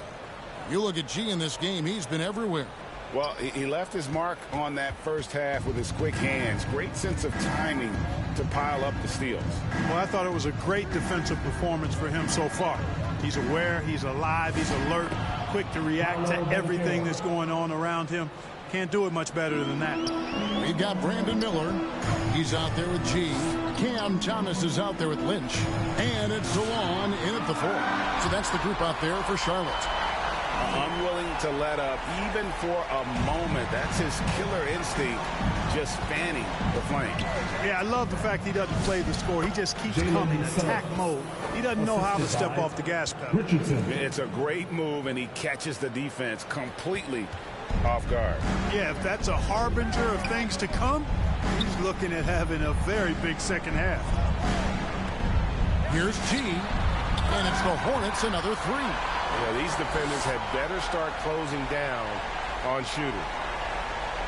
And here in the second half of play, we're just over a minute in. At the elbow, Vucevic. Outside, Suggs. It's rebounded by Charlotte. It's off to Utah after this game where they'll face the Jazz. That one will start off a 3-game road trip for the team. Right now, let's take a moment here to catch up with Allie LaForce on the sideline. Well, Franz Wagner was asked to describe his game, and he said, I don't know if there's someone who I would say I play really close to. I'm like a tall guard. I try to do a lot of different stuff out there, and I hope when you see me play, you see that I'm having fun and I'm playing for the right reasons. Back to you, Kevin. Okay, Allie, thanks. That's tipped. Here's G. 18 points for him. And now around 2 minutes gone by in this half. Hey, whatever adjustments they made at halftime, they are working to perfection. You know, they came out of the locker room, revved up the gas pedal, and haven't slowed down yet. Now, here's Suggs. Guarded closely. Wagner looking it over. Clock at 6. The Magic need to get a shot off here. And it's Suggs missing. Fantastic positioning there to contest that one. Yeah, I agree with you. I mean, he challenged the shot, and you can see the effects on the release of that shot. I mean, it turned a simple jumper into a tough one. We often see Paolo Banchero with the ball late in the shot clock, Clark, and he usually delivers. Yeah, I mean, sometimes you shut off his dribble drive, and then you seal off the retreat, and because he's so strong and good with the ball, he can bump you and get into the spot he wants to. He's got great power, and he's really a good finisher around the goal, too. And it'll be Orlando with their first time out of the game right here. They're trying to stem the tide here. Yeah, you know, they had to do something, anything to stop this run. You can't just let it go on any longer. So it's both teams making some.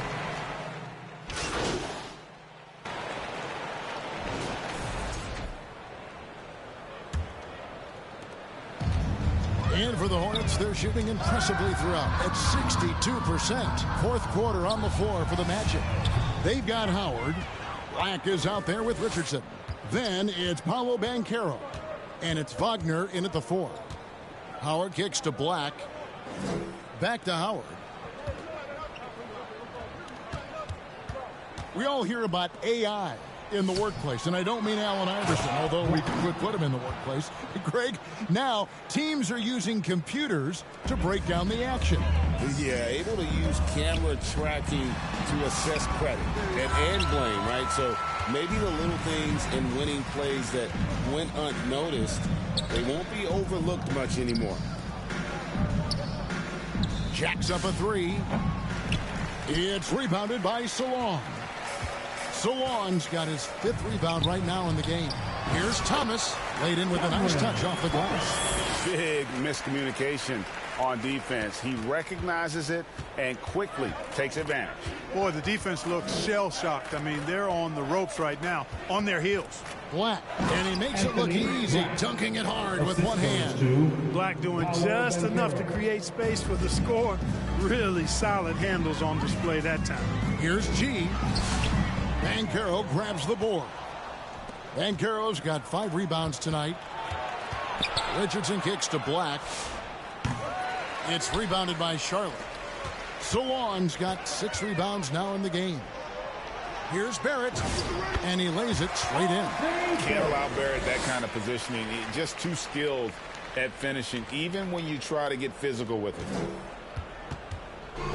Magic have gone 2 for 5 on field goal attempts in the fourth quarter. Straight power, homie. I mean, he ripped it down with both hands. Absolutely a resounding dunk. Yeah, for sure. That was a take no chances, take no prisoners slam right there, guys. And he's been way off the mark this quarter. It's been ugly. Nope. Hey, look at all these great European players. Some saying that youth development in the U.S. could emulate aspects of what they're doing overseas in their systems. Well, it's already going in that direction. Youngsters able to, in essence, go pro from their early teens. But the academies they've set up over there, they are, no doubt, intriguing. G passes to Barrett. Here's G. Releases. 2 minutes remaining in the game. The offensive rebound. And the shot goes in from Rudy Gobert. Well, defensively, you know you need to box out Gobert. That's a missed assignment right there. 1:56 left to play here in the fourth. On the wing, Bane. He trains the quick shot. Well, they count on big-time production from him at the offensive end. Here's G. And out of bounds as the Magic will gain possession. Now in for Orlando, number 30, Nixon.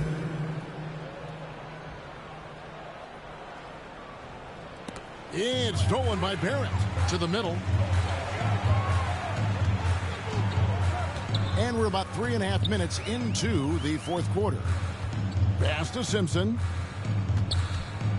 To the inside. 6 to shoot. Here's G. Goes up at the stripe. Here's Gobert. And good work on the boards. They pick up the second chance points.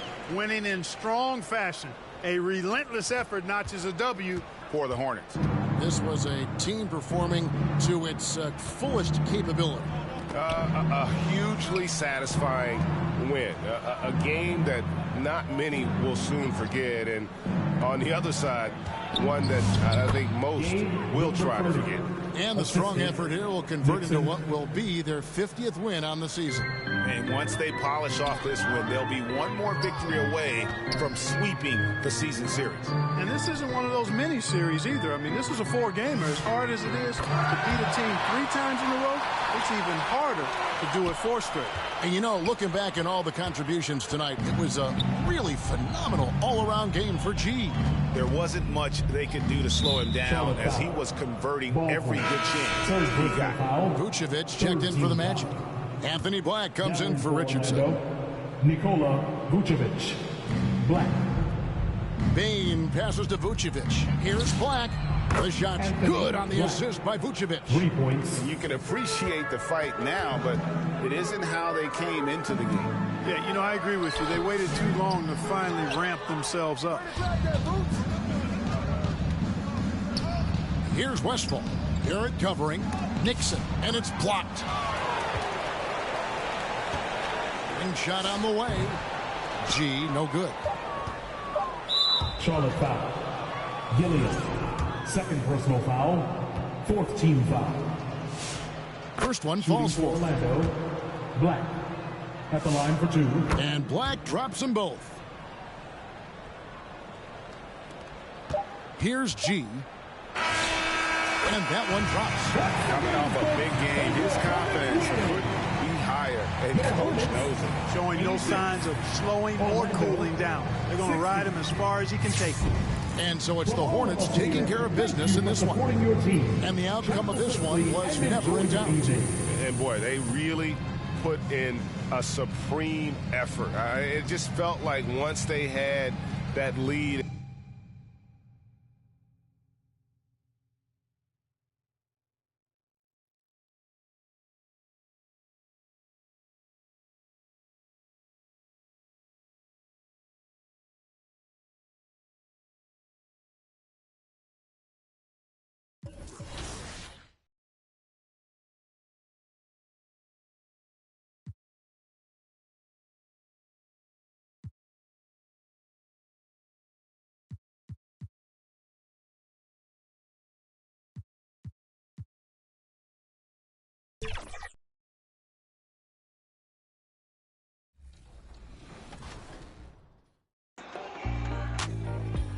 Yo, what's up, y'all? Man, Young Wayne. I'm live. I'm out of the Street Kings. I'm right here at Cosm All-Star Weekend, LA. And y'all gotta pull up, man. Everybody's showing up. I'm here, they there, I'm there. Pull up, man. Let's get to it. Knowing that people play as me, I mean, it's fun. It's kind of unreal. My younger self is amazed by that. You know, my inner.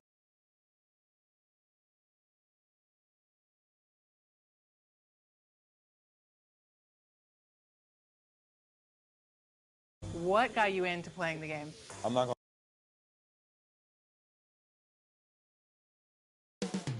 Up next, the Jazz taking on the Hornets. For the Utah Jazz, it's been a disappointing first half of the season. Can they turn things around, starting with the win tonight? Hornets, Jazz, coming right up.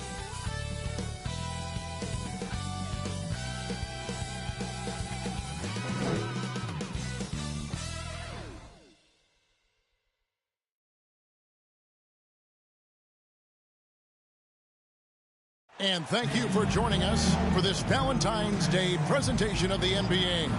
It's a matchup you're going to love right here on 2K Sports. With Doris Burke and Greg Anthony, I'm Kevin Harlan. We'll be joined by Allie LaForce on the sidelines. So let's take a look at the Charlotte starting lineup. Miller is out there with G. Then it's Knipple, and it's Baldwin in at the center. And for the Jazz. So, Greg, tonight is night 2 of the back-to-back. These can't be easy to play in. Yeah, this is a test of will and really of conditioning as well. I expect there to be some big swings tonight. Should be a fun one.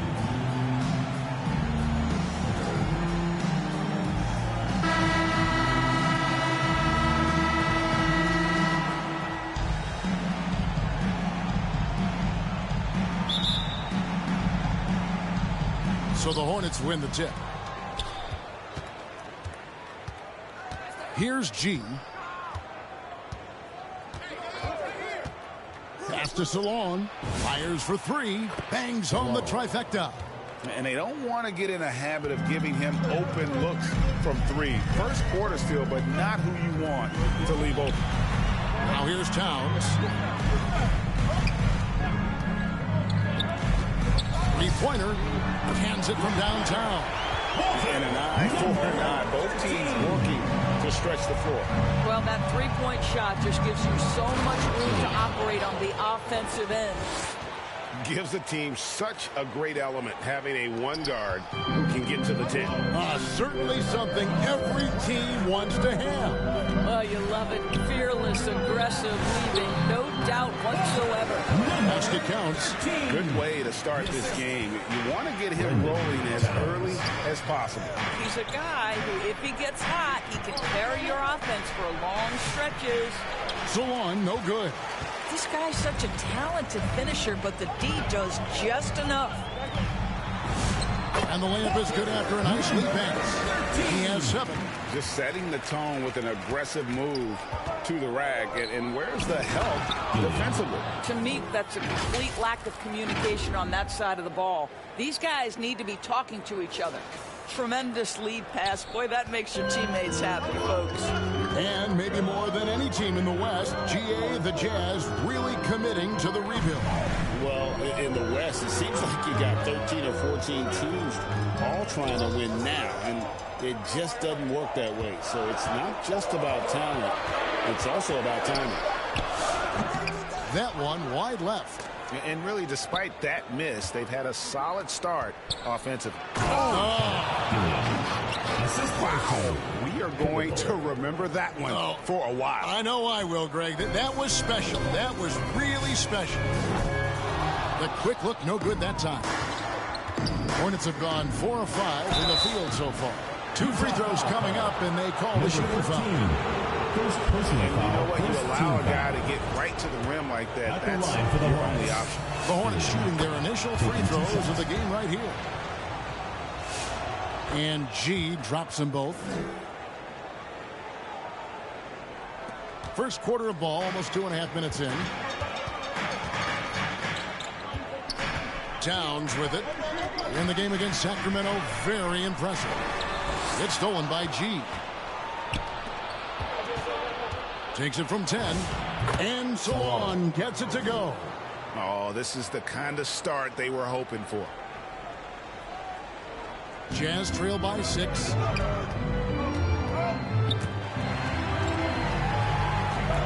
Pass to Filipowski to stop the run. And contact on the shot, so he'll be shooting free throws here. First personal foul, first team and foul. a look now at how the offensive approach has been going here so far for the Hornets. Straight away, they've opened things up offensively with skillful passing, running smart plays, and just setting guys up for success. And they've also shown dominance in the paint so far tonight, really putting the work in down low. He's going to put that one in his scrapbook. Insane dunk. And now they're starting to rub it in. Build up a lead, and here we go. Maybe it is showtime. Now here's Towns. Still yet to score. And he gets the bucket. And you're not going to pass up that kind of lead. Hornets leading by 4. First quarter of play and just over 3.5 minutes in. He muscles it in through the contact, and they call the foul. He's on his way to the free throw line. Greg, you talk about some players passing the eye test. LaMelo is one of those guys. I mean, everything he does looks so easy with how he moves, and the numbers back up what the eye sees. He raises the level of his team whenever he's on the court. Here's what Utah's going with right now. Walsh is checked in, and it's Peyton Watson in for Towns. Here's Collier taking a look at the scoring numbers. Right now he averages about 9 points a game. We call that lockdown perimeter defense against an excellent three-point shooter. Ball with the bucket. Well, we've seen that movie a few times, haven't we? An easy bucket in the paint. 59 seconds left here in the first quarter. Down low. And Markkanen throws it down. I love it when Markkanen decides to throw it down. Show some fire on that finish. Hey, yo, right here. I got him. Here's G. He's got 10. From the arc. That's no good, but just his first miss in 5 shots. Knocked loose. It's stolen by G. And the foul called on G. That's foul number 2 for him. Already his second. Substitution on the court.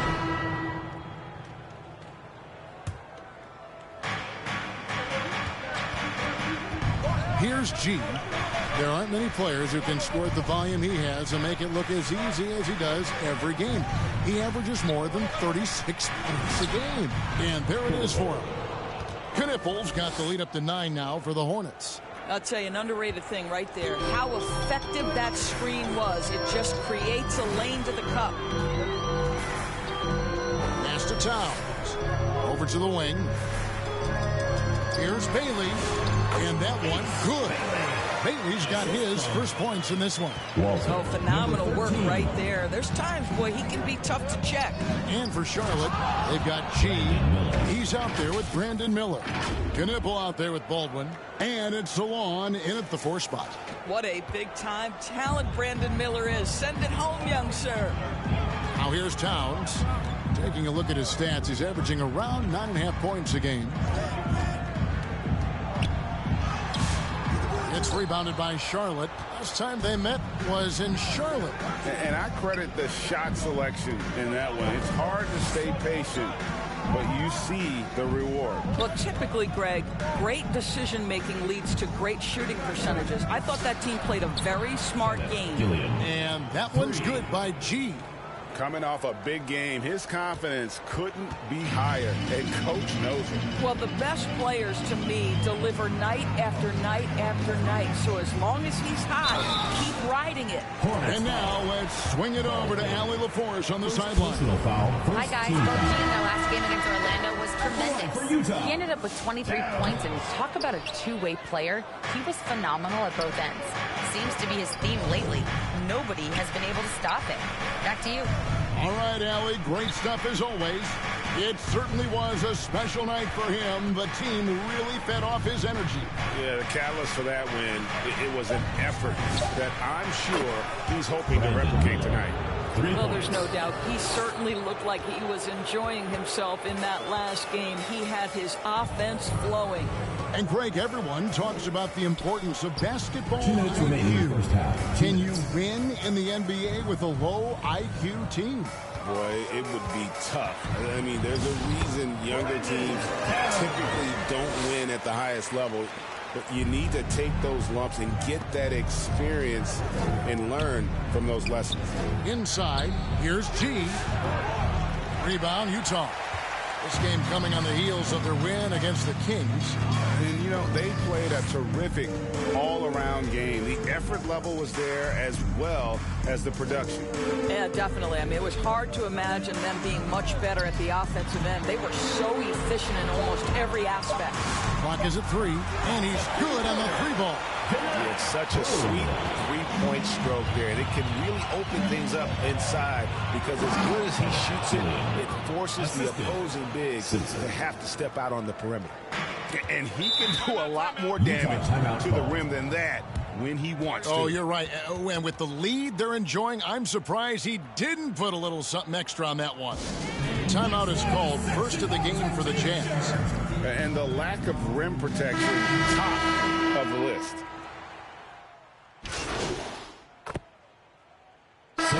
So we wrap up the first half. Hornets lead by 11. With the score, your Jazz 30, Charlotte 41.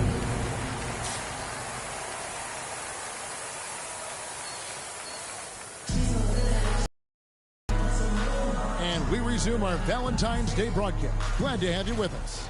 You look at G in this game, he's been everywhere. And you know he's going to put up points every time out, but boy, he made it look so easy in that first half. Now let's see if he continues that trend the rest of the way. He certainly has the talent and the endurance to do just that. And yes, it's good. You can't just stop when there's a pick set up. Gotta fight over it as a defender. You know exactly what that takes. It takes energy, it takes activity, it takes intensity. And for the Hornets, we've got Knippel. G is out there with Miller. And it's Baldwin in at the foul spot. Count that bucket. Terrific play call to give him a clean look at the rim. That's how you want to start the second half. Well, there is nothing better than catching a rhythm as early as possible. And boy, that's a terrific start right there. Just rubbing it in their faces with that dunk. He is never going to take his foot off the pedal. Well, you love that he wants to wear out the defense. What a catalyst for his team. Incredible. I didn't see that miss coming. I mean, he's usually been money from that range. And a rangy 6'7" wing GA with a smooth shooting touch. Brandon Miller fits a mold that a lot of teams are looking for. And there's a reason he was the second overall pick in 23. He's got the potential to be an impact wing at both ends of the floor. Pass to G. Now Knipple. He's averaging around 5.5 points a game. Banked in off the glass. And now it's an 11-point Hornets lead. Unwilling to let up even for a moment. That's his killer instinct, just fanning the flames. One thing I enjoy is watching players who don't pay attention to the score. You lock in on the moment and play the right way. And Salon gets it to go. Salon's got his third basket of the night. You love the start to the second half. 3 for 4. Can they keep it going? Pass to Towns. All sorts of time. And the rebound goes to the Hornets. Well, we're into the third quarter. Just over 2.5 minutes played. Here's Salon. And he banks in the layup. Salon's got 4 points this quarter. It's impressive, the level of domination at both ends, and you're seeing the results. You know this. It's not easy building a lead on the road, but this team has been lights out throughout the game. And some changes here for the Hornets. Rudy Gobert, he's checked in for Baldwin. Thomas comes in for Knipple. And Ball subbed in for Brandon Miller. Jazz trail by 15. And now we're 3 minutes into the third quarter of play. Count it, good. Collier's got his first 2 points. Yeah, the team has not been able to keep the ball out of the paint at that end of the floor. Gilliam, no good with the layup. Nothing more important than protecting the rim, folks, and that's exactly what they get. Into the lane. It's deflected. Outside, Ball. Pass to G. The rebound by Collier. Utah's gotten fewer than half of their three-pointers to go down tonight. They're 4 for 9. Let's check in now with our Allie LaForce, who's got a story for us. Allie? Hey, guys. Rudy Gobert talked about his objectives. He said, my goal is to be the best defender ever. And now my only focus is to win a championship and to keep impacting my team. Keep trying to make my team the top defense in the league. I think that's the best measure of an all-time defender. Kevin, back to you. He can lock it down. Okay, Allie, thanks. Here's Collier. Pass to Markkanen. There's 49 seconds left in the third quarter. Fires away from way outside. The Hornets pull it in. And close to making the defense pay for the lax coverage that time. Stolen by Markkanen. Here's Bailey. Sinks the triple. Bailey's got 7 points.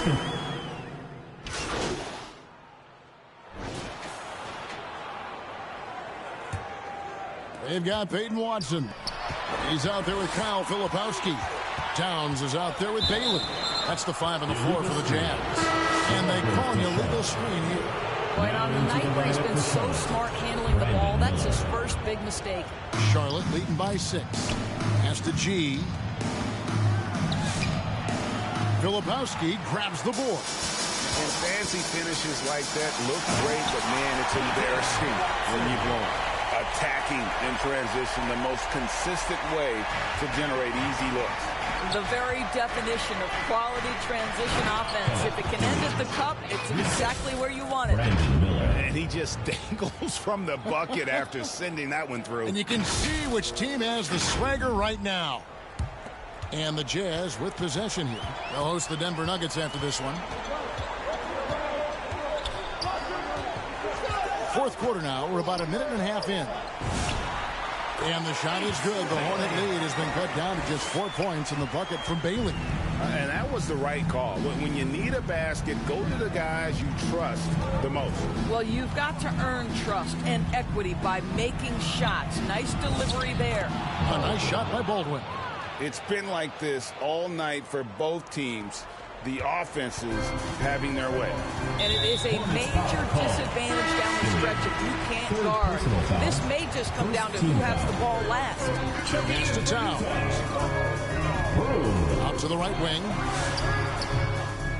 And the rebound goes to the Hornets.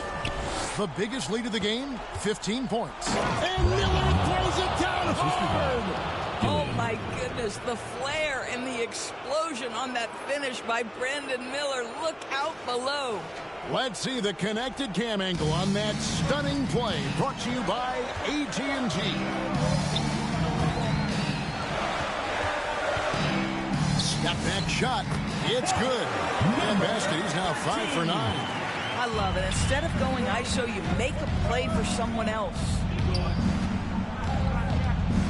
Here's G, and that one goes long. Jazz trail by 6.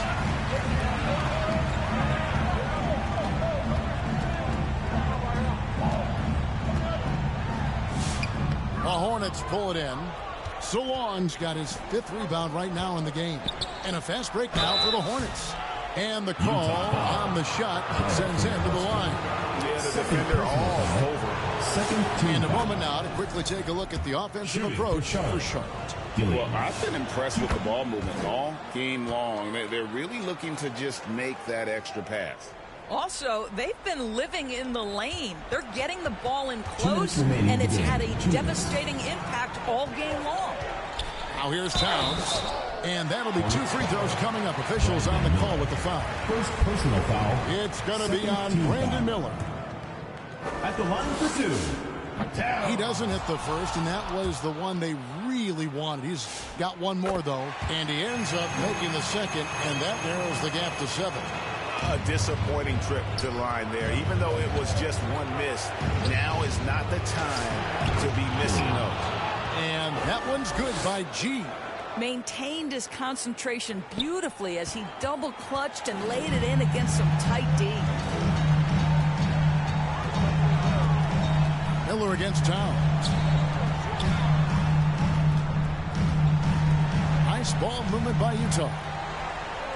6 on the shot clock. Pass to Filipowski. It's rebounded by Solon. Solon's got 6 rebounds in the game.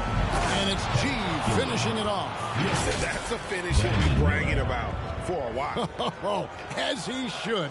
Very impressive. How about that from your point guard, gentlemen? Playing big at the rim, okay? Here's Towns following the bucket by the Hornets and stolen by Miller. And it looks like just playing the last bit of this one out in what should be a nice win here for Charlotte. In the end, they had a better shooting percentage, and that's what made the difference. Sometimes, things go your way. The other team wasn't catching many lucky breaks themselves. Yeah, and Kevin, not all about luck. I thought their overall shot selection was better. And for the year now, they'll have 52 wins under their belt. Really, they had their number this season. 2 wins, a home win, and an away win. And we watched one guy all night long, guys, and looking at the stats just confirms what a dominant game he had. What a night tonight it was for G. You love this guy's confidence. He believes every shot is going in, and boy, a whole lot of them did. Just 4 to shoot, and it's out of bounds. Utah able to retain the possession here. Yeah, gets a finger on it, but just can't quite come up with the steal. But a really good read on his part, being disruptive at the defensive end right now.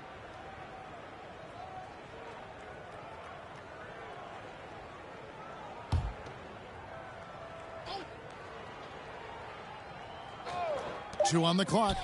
Here's Collier. And out of bounds as the Hornets gain possession.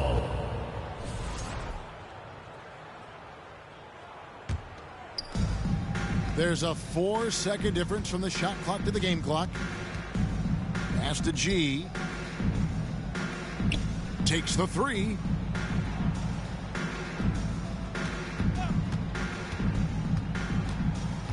Five to shoot. Takes a three.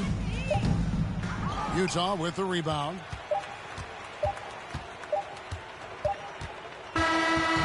So no problem for Charlotte as they get the win. This was a very strong showing for him, Greg. Not necessarily a runaway win, but one they'll feel very good about. And let's face it, anytime you can go on the road and win in the fashion they did, you have to feel good about it. Really an outstanding effort all the way around. And that'll do it, folks. So for Doris Burke, Greg Anthony, and Allie LaForce,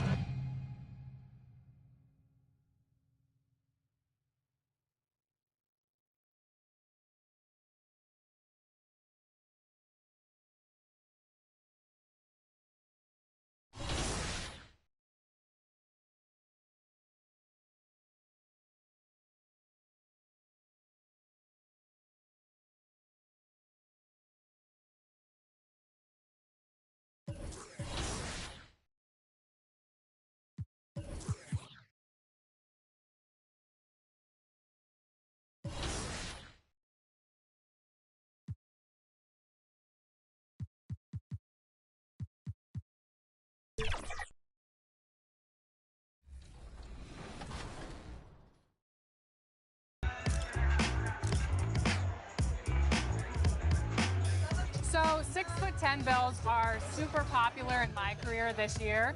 What advantages do you think a 6'10" bill brings over anybody else in 2K?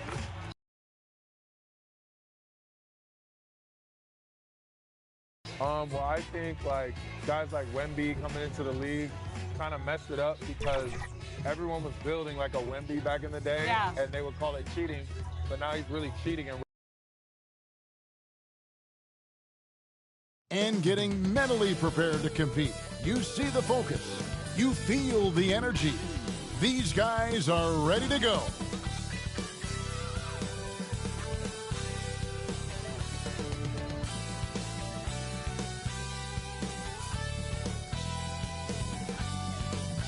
Hello, everyone. Proud to bring you Wednesday night coverage of the NBA on 2K Sports.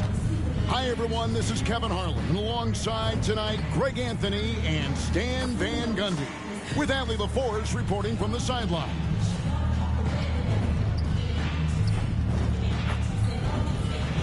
So let's take a look at the Charlotte starting lineup. We've got Knipple, Brandon Miller out there with G. And it's Rudy Gobert. And it's Salon in at the 4 slot. And for Orlando, running out on the wings, they'll have Bane and Wagner. Down low, it's Banchero and Carter. And it's Suggs in at the point. Stan, when you look at these teams on paper, there's a clear talent discrepancy. Yeah, but Kevin, games aren't won on paper. And if you're the underdogs, most people have already written you off. So you go out and play free with no pressure and use all of that public doubt as motivation. And once he got to the 10, I think he was surprised to find himself that wide open. Once he gets in deep on the defense, there is no way he's missing a layup like that. Banchero left side. Carter looking around. And stolen by Miller. And here we go with Miller running up the court. Fires the 3. And that one is off. Craig T that time from Bane. Outside, Suggs. Carter left side. The Hornets pull it in. And let's go to the sideline. Here's Allen. Thanks. Yeah, the Magic head coach and I were able to chat. Coach spoke about how Rudy Gobert can change a game defensively. He had all the praise in the world, saying there are so few players at this level that can make a player fearful of shooting inside. Rudy is one of them. You have to get over the idea of hearing footsteps and be okay with having a shot blocked every now and then. Back over to you, Kevin. And as always, Allie, great job. Thank you. Yeah, finessing his way around down low. Suggs found an opening for the score. Here's G. And foul on the shot. He'll shoot 2 at the free throw line. It's on Jalen Suggs. Clearly a foul. The Hornets shooting their first shots from the stripe in this game. At the line for 2.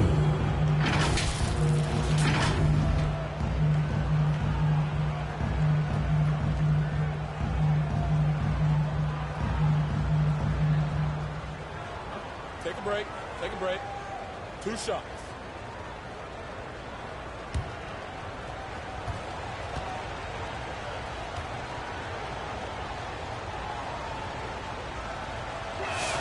And the first one drops.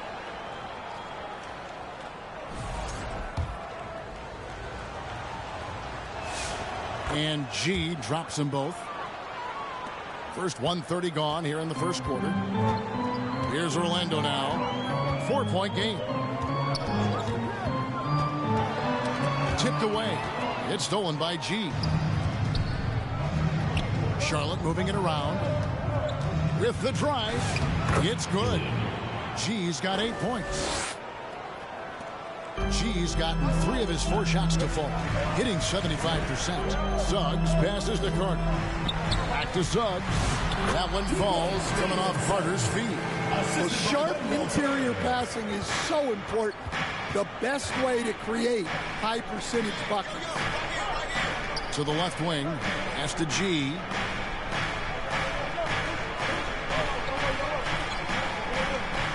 It's up a 3.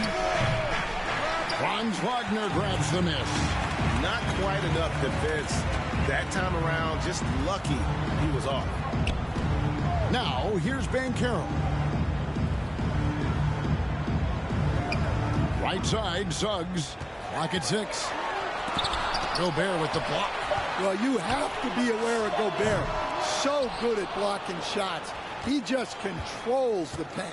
Hornets leading by 4. And a 4-time Defensive Player of the Year. Rudy Gobert is improving his perimeter defense as well, Greg. It's helped his overall game. Yeah, teams have looked to pull him outside and test his lateral quickness. But I tell you, he holds up better than you think, and we know his presence at the rim. Here's G. 8 points for him. Lets it go from deep. That's good, and it's his 4th basket of the game. He's a strong 4 for 6. It just seems like the more he touches it, the more the lead grows. They've been struggling here on offense. Yeah, a bit of a dry spell for sure. And now the first timeout called here for the Magic. Last time they came together was in Charlotte, where they fell to the Hornets. And it's going to come down to effort tonight. Last time they met each other, they were demolished on the boards, and that rebounding difference led to a sizable loss. Yeah, it wasn't their finest hour or finest 2 hours. It has to be a matter of pride for them this time.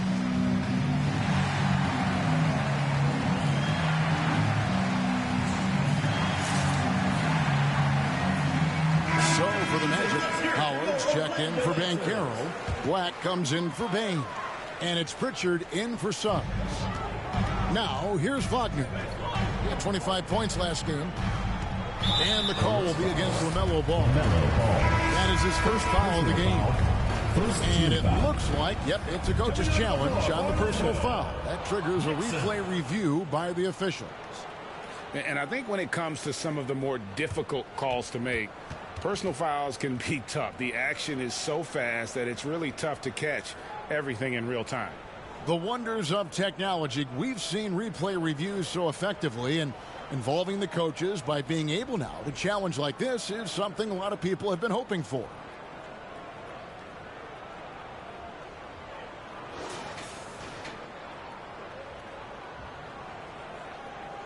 And so the word is in. They've decided that the call stands as it was made on the floor. And, you know, even if a coach still feels this wasn't the right call, you got to acknowledge the effort being put in to reviewing it. With double-checking, and the game continues on. And coaches looking to seize every advantage, maximize every possession. Well, that's the job, right? Your duty as a coach is to finesse your lineups so your guys get the best chance to succeed.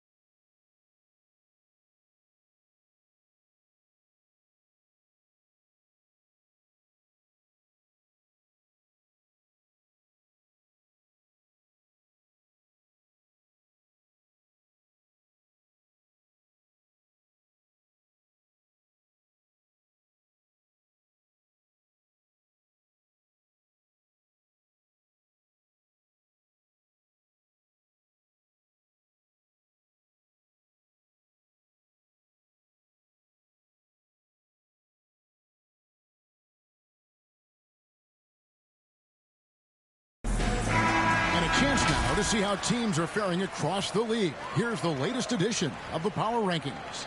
You take a look at Los Angeles. They couldn't hold their position this week, but remain in the top 10. And the Hornets, they are still holding on to that #1 spot midway through the season. I really admire how consistent they've been continuing to play their brand of basketball. And it's G finishing it off. These coaches just love that assist from Thomas. They know Cam can be a good passer. Now Black. A look at his stats. He averages a bit over 8 points a game. And it's blocked out of bounds as Orlando keeps possession.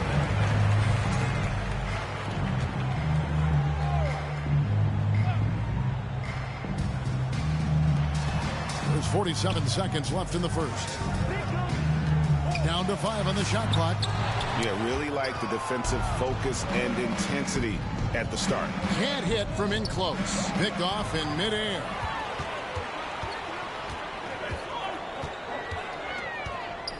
Pass to Pritchard. 20 seconds left to play in the first. Shot clock at 5. Here's Howard. The shot's good. And when the size advantage is as big as it was there, I mean, that's exactly what he's supposed to do in that situation. Here's G. And so it's Charlotte headed to the bench with a 7-point lead as we wrap up the quarter. They're playing a bruising game inside, and it's working for them.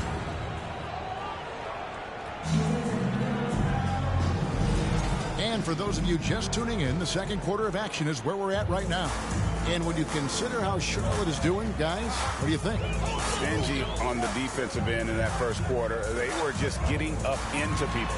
Yeah, but it's hard to keep that kind of intensity for the entire game. But if they can come close to that, they'll be in a great spot. We've got Desmond Bain and Carroll up there with Franz Wagner. Then there's Howard. And it's Richardson in at the 1. That's the group starting the second quarter for the Magic. Now we'll hear from Allie LaForce, and she's got a story for us. An update. Allie?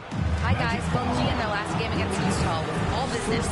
He dropped 27 points and kept others involved. Plus, his defensive intensity was fantastic. Just another remarkable performance from him. Nothing new. Guys, we'll see how long he keeps this up. Hey, Allie, thanks for the great report. Greg, how impressive was it watching him completely take over? Unstoppable. They won that game because of his effort and just his overall relentlessness.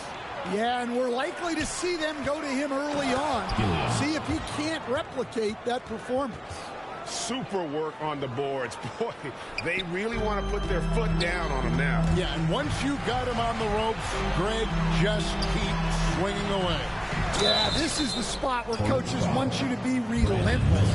Don't even give them a glimpse of it. First team. How you often hear that the skill level in the league. Substitution on the court.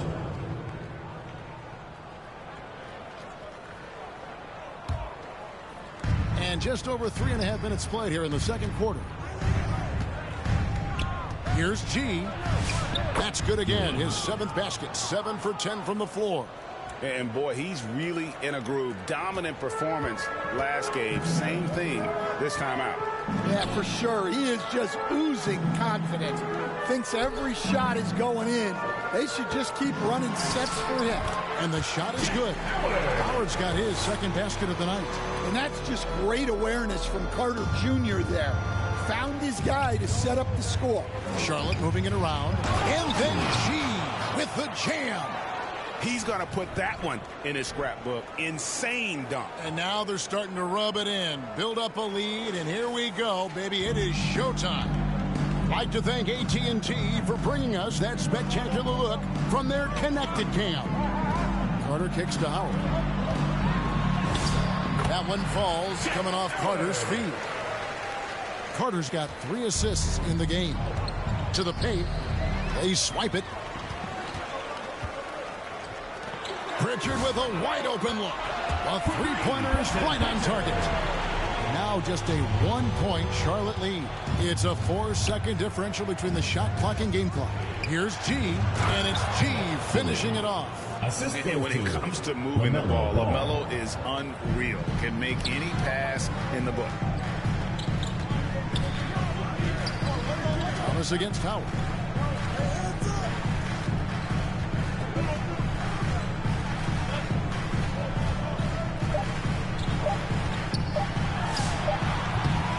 And a close game so far through the first 2 quarters as we reach halftime. Hornets lead by 3. And join us right back here after the break for the start of the second half.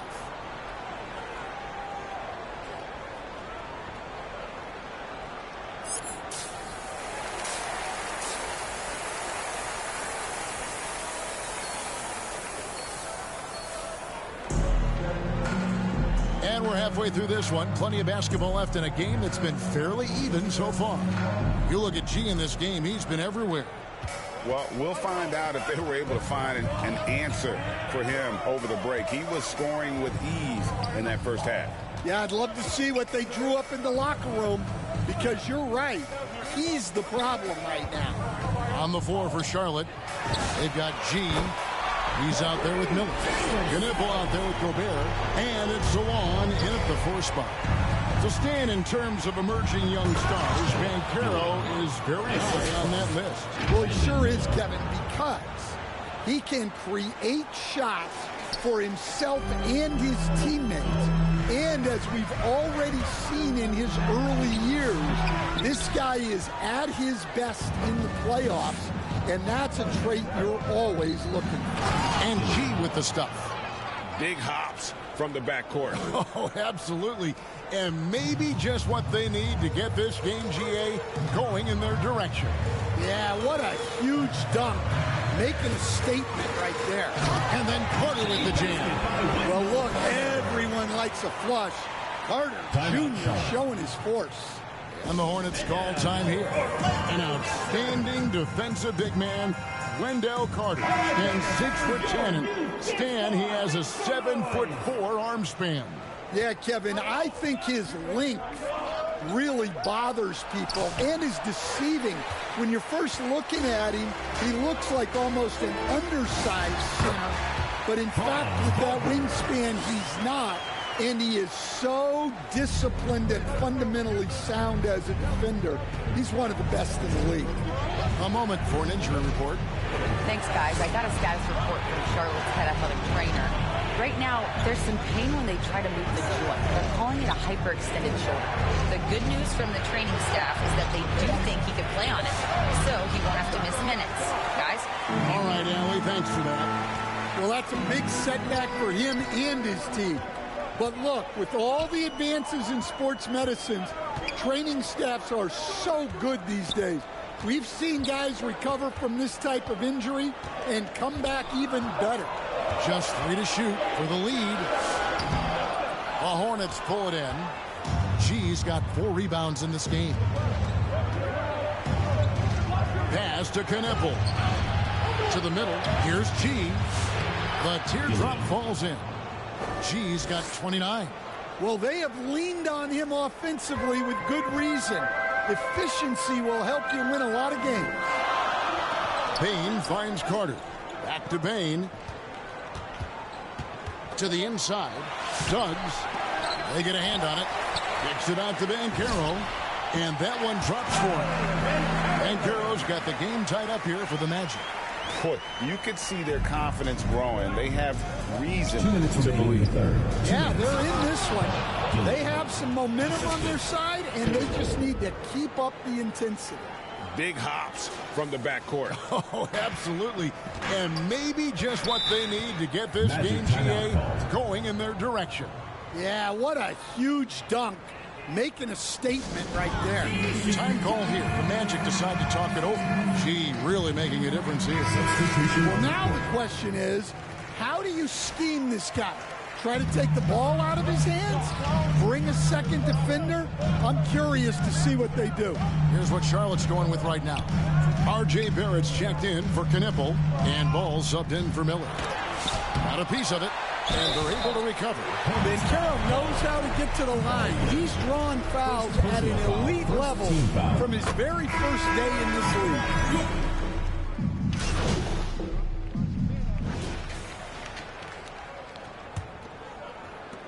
The Magic trail by 3. Richardson is out there with Jalen Suggs. Then there's Desmond Bain. Then it's Franz Wagner. And it's Banchero in at the center, filling out the middle. This is out there for Orlando. And you can see the defenders afraid to kind of get in his way a lot of times when he's on his way to the basket. But on that one, they were there.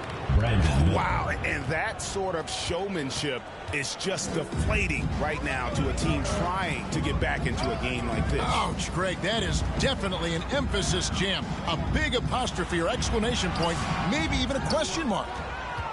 Charlotte leading by 5. To the middle, here's G, and it's G finishing it off. Finding a little rhythm here that they have to like where they're at. Yeah, you're seeing their offense in a flow. Now it's time for their defense to turn up the heat a little more. Here's Suggs. G with the rebound. G's got his 6th rebound on the night. Miller the pass to G, and G with the stuff. Really, really good possession there. They've never lost their focus, even as the game's gotten tight. And if you're going to pull away, now is the time to do it. Time to finish the game strong. And finished off by Banchero. When it comes to attacking the basket, Banchero is one of the most dangerous players in the league. Here's G. He's covered by Suggs. And there is no better way to add to the lead. Isn't that true, GA, especially when the slam is coming from the point guard? It shows you're able to attack the rim from any position. Wagner kicks to Suggs. Back to Wagner. Floats it up for Suggs. And it goes out of bounds. That's off Wagner. That is just a careless turnover. You've got to be smarter in those exchanges. The Magic making a switch here. Carter's checked in. Hornets leading by 9. Miller outside. Down low. Gilliam. And it's G finishing it off. They just won't miss. I mean, this is incredible. Well, as a coach, this is when you enjoy what you're watching. Your team playing well and everything just flowing. Richardson the bounce pass. Inside. And G with the stuff. And the pass there floated it up to the precise spot it needed to be. And no messing around on the finish. He powers it through. Now, here's Banchero. Kept alive. Can't finish the one-handed jam. I think this is a rare case of being overcommitted. He tried to go all out at the rim, and they stifled him. And that one's good by G. 3 points. And that's just cold-blooded right there. He's taking no prisoners. Yeah, he's leaving no doubt in this one. Doing everything he can to slam the door on a comeback. Carter for 3, and the 3 ball is good. Well, Carter Jr. is selective from deep, but he has a good sense for when he should fire from there. Pass to Knipple. Here's G. And there's another one for the Hornets. Love that they're continuing to attack despite being up big. Yeah, they're being absolutely relentless. Building this lead in every way possible. I'll tell you what, he earned his money on that foul. Let's quickly check out the scoring breakdown here for the Hornets. Well, they've been owning the painted area offensively. I love the intensity they're playing with down there. And their passing has been great as well. Ball movement is key in getting good looks, and they've had that down tonight. From downtown, and another one falls. That gives him 51. Making it look easy. Time called here. The Magic decide to talk it over. They're behind by 16. We've got 1:18 left in the game.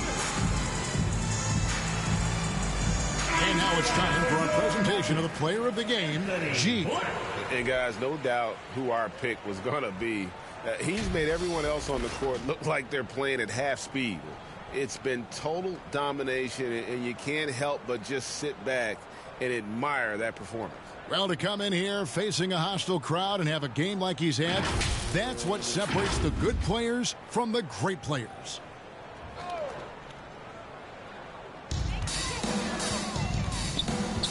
Here's Banchero, and it goes down 2 points. Banchero's got 4 points now in the quarter. And the confidence Banchero possesses is clear. He goes strong around the rim. Here's G, and Bane pulls it down. And so it's Bane who brings up the ball for the Orlando Magic. They trail by 14. And so only one team answered the bell tonight, guys. Not a monster blowout by any means, but still a double-digit victory for the Hornets. Tonight they did a great job of getting everyone involved. They had the good passing and led to some open shots. Solid play, definitely, Kevin. And in what's been a solid season, to say the least, tonight's game will push their win total now up to 53. And they cap off the season series with one more win. It's been nothing but W's. 4 straight. And what a tremendous standout performance it was for G. Yeah, you know, he was a man on a mission in this one. The defense had absolutely no answers for him tonight. And he makes that one. Basket by Wendell Carter. And you have to like how they're moving the ball right now. Snappy passes to ready shooters. It's basketball 101, but boy, is it working. Pass to G. And he gets the whistle for the 3-second call. Violation. Orlando ball. Here are the Magic now. It's a 14-point game. Here's Pritchard. An easy 2 points on the layup. 2 points. 23 seconds left to play in the final quarter. Here's G. He's covered by Pritchard. Barrett kicks to Thomas.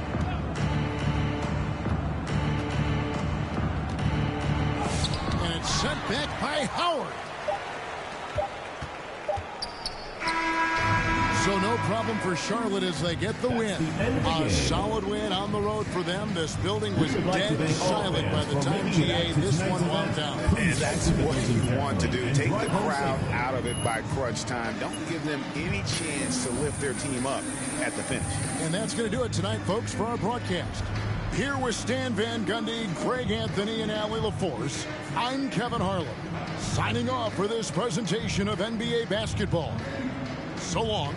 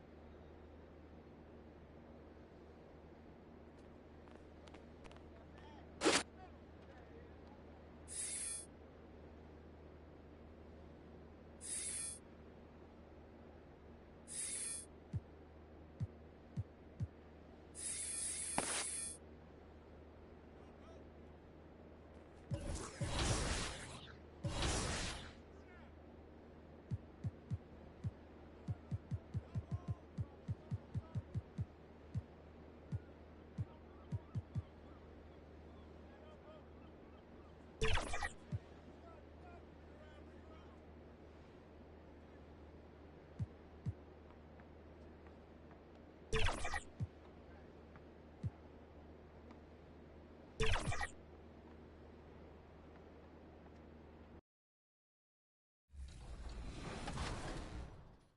will be going on 2K TV? Yeah, this is going to be in the show. Yes, sir. You're on the show.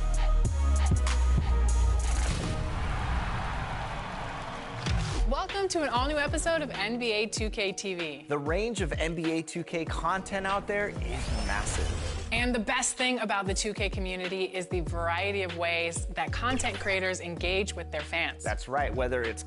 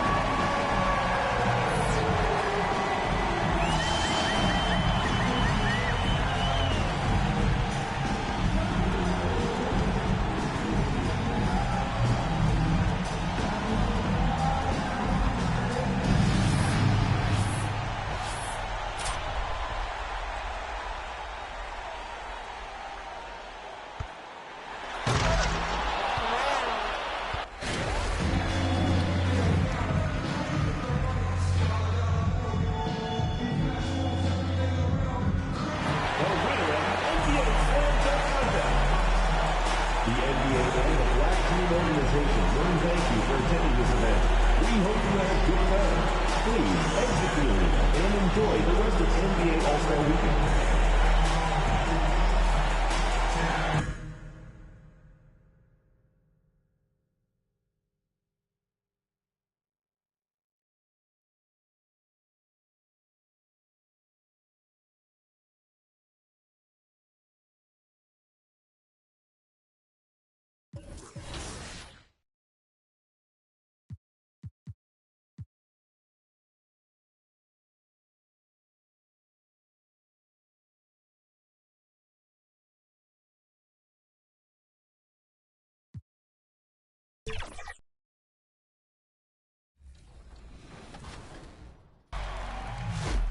I'm not even sure if I'm looking at the camera right now. I should be, but it could very well be like over there. Our next guest is creating content in NBA 2K and taking on fun challenges through that content. Zach, welcome to 2K TV.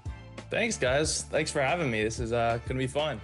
We first got to know you at Community Day. We did some interviews with you, but this is the first time you're on 2K TV one-on-one doing an interview like this. So tell us about yourself and your content. My name's Zach 2K. I've been making 2K content.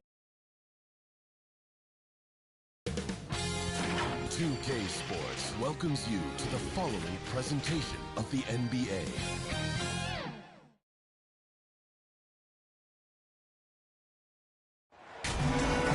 Welcome to our coverage of the NBA All-Star Game with Greg Anthony and Clark Kellogg. This is Kevin Harlan. And guys, this really sets up to be an incredible night in terms of excitement. From the coaches to the players to us here in the booth. I mean, this is such a fantastic event to be a part of. Guys, it really is the greatest all-star game in all of sports, in my opinion. We have the best players in the NBA at the peak of their power. And I can't wait to see what this year's game has in store for us. A look at the West All-Stars starting group. Wembanyama's out there with Holmgren. Then it's Alperen Sengun. Then there's Shai Gilgeous-Alexander. And it's Doncic in at the point.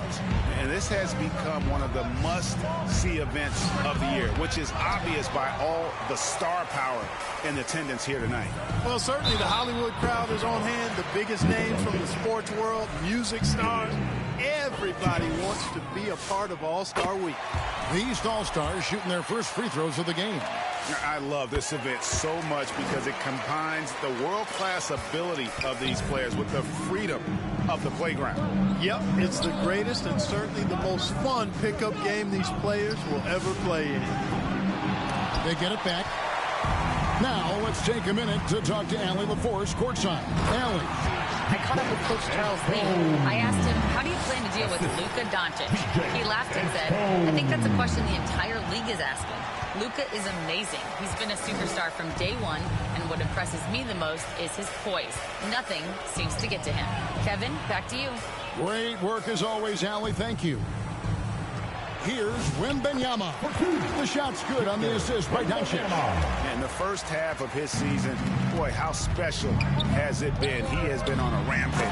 Yeah, and he's got tremendous talent. And when he's fully healthy and engaged, I mean, he's really impossible to stop. That's what we've been seeing this year from him.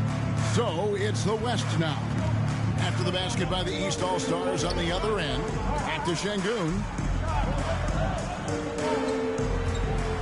Doncic right side. Duren pulls it in. Quick start here for the East All-Stars in this one. Here's Banchero. And the rejection by Holmgren. Airtight rim protection from Holmgren. Pressing his length beautifully. West All-Stars still look like they're getting going. 6-point game. Gilgeous-Alexander passes to Sengun. 6 to shoot. And here's Doncic from the arc. It's good. He scores. That's his first basket after missing his first 2 attempts. Now 1 for 3. baseline J on the way. That one off the back iron and out. With just a little more defense in this game than we're used to seeing. Yeah, and I like to see that, quite honestly. I mean, they're battling hard at both ends right now. Oh, how about the slam there from Gilgeous-Alexander? He loves getting that type of positioning down low. And the East All-Stars decide to take their first time out here. The East making a switch. Barnes is checked in. The West All-Stars also with the sub. Edwards has come in for Gilgeous-Alexander. Tatum dishes to G.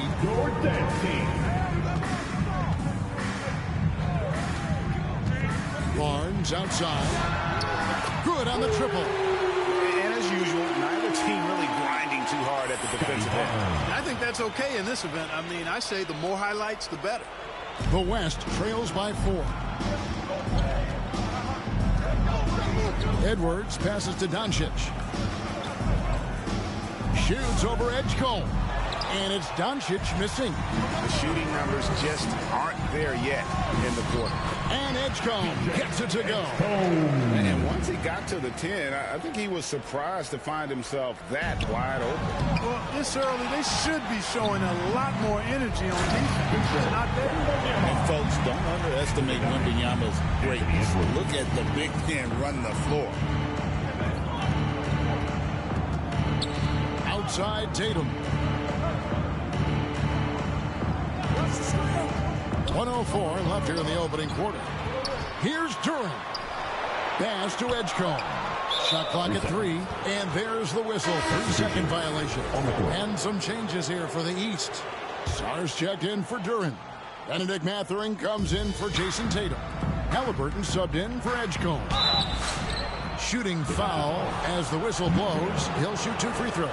A superstar level talent for sure. Anthony Edwards is awesome, but I like his competitive spirit as much as his skill. And Edwards drops them both. And here are the East All-Stars. Here's Mathurin.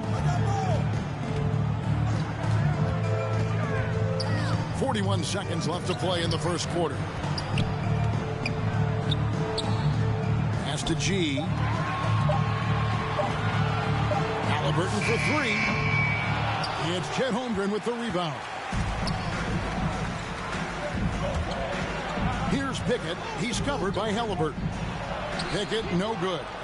And the activity he shows around the rim is why he is such a respected defender. And you know what? He's not going to give up an easy finish at the rim. I mean, that's just against his constitution. Near the three-point line. Oh, and he nails it just in time. One eye on the rim, one on the clock. What a play. An ideal way to end the quarter with momentum on your side. All right, there's the horn.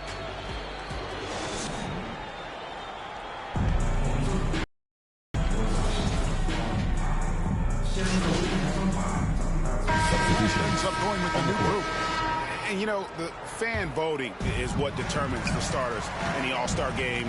Then the coaches will decide on the reserves. But either way, whether you're picked by the fans or the coaches, earning the title NBA All-Star, that's an honor none of these players will ever forget. And the West All-Stars, looking at who they got. Luka Doncic out there with Devin Booker. And it's Chet Holmgren. Then it's Victor Wembanyama. And it's Pickett in at the small forward. Pass to Barnes.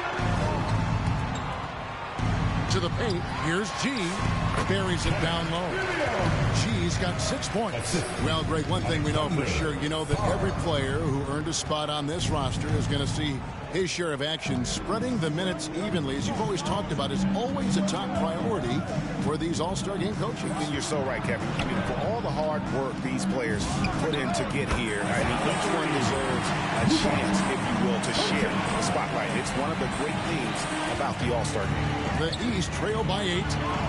To the middle, here's G, and G with the stuff. As he continues to refine his game, I mean, Mathurin's assist totals, I think, will definitely go up. That was a good pass right there. And it's the West All-Stars ball.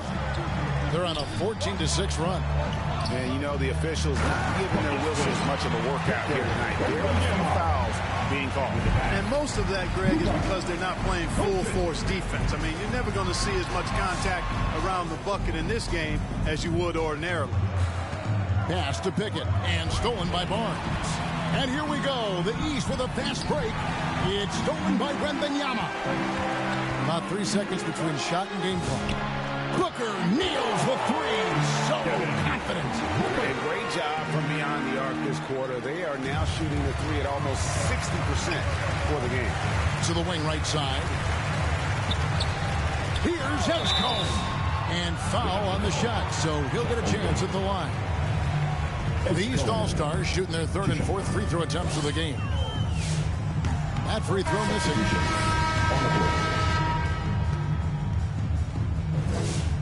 And he's good on the second.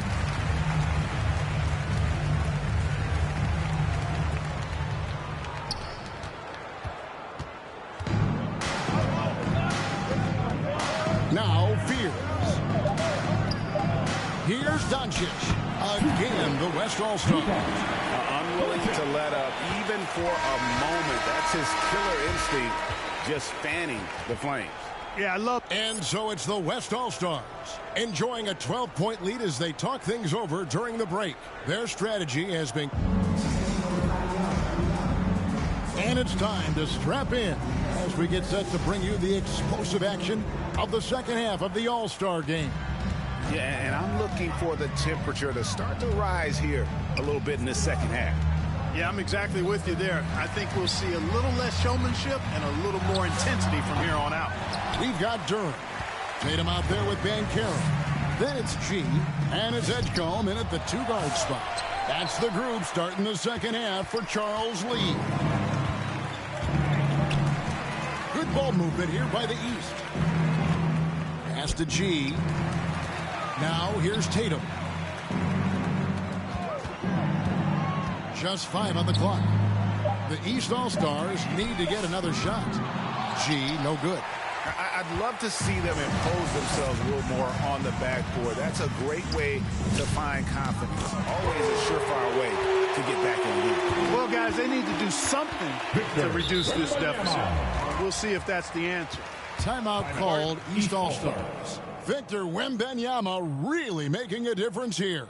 And he has absolutely worn them out in the paint. They need to come up with a plan to limit his touches in the interior. Second half of basketball, just over a minute played so far. Pass to Edgecombe. And here is Duren. Here's G, guarded by Doncic. Shot clock at 6. G kicks to Tatum. There's Tatum's range on display. Watch out. Tatum's going to stretch the defense all over the place if he's knocking down threes from the corner. The West leading by 12. SGA passes to Holmgren. From outside, off the mark. Just 1 for 4 thus far. They have not found their rhythm this half. And Clark, one idea that Commissioner Silver mentioned, shortening NBA games to 40 minutes.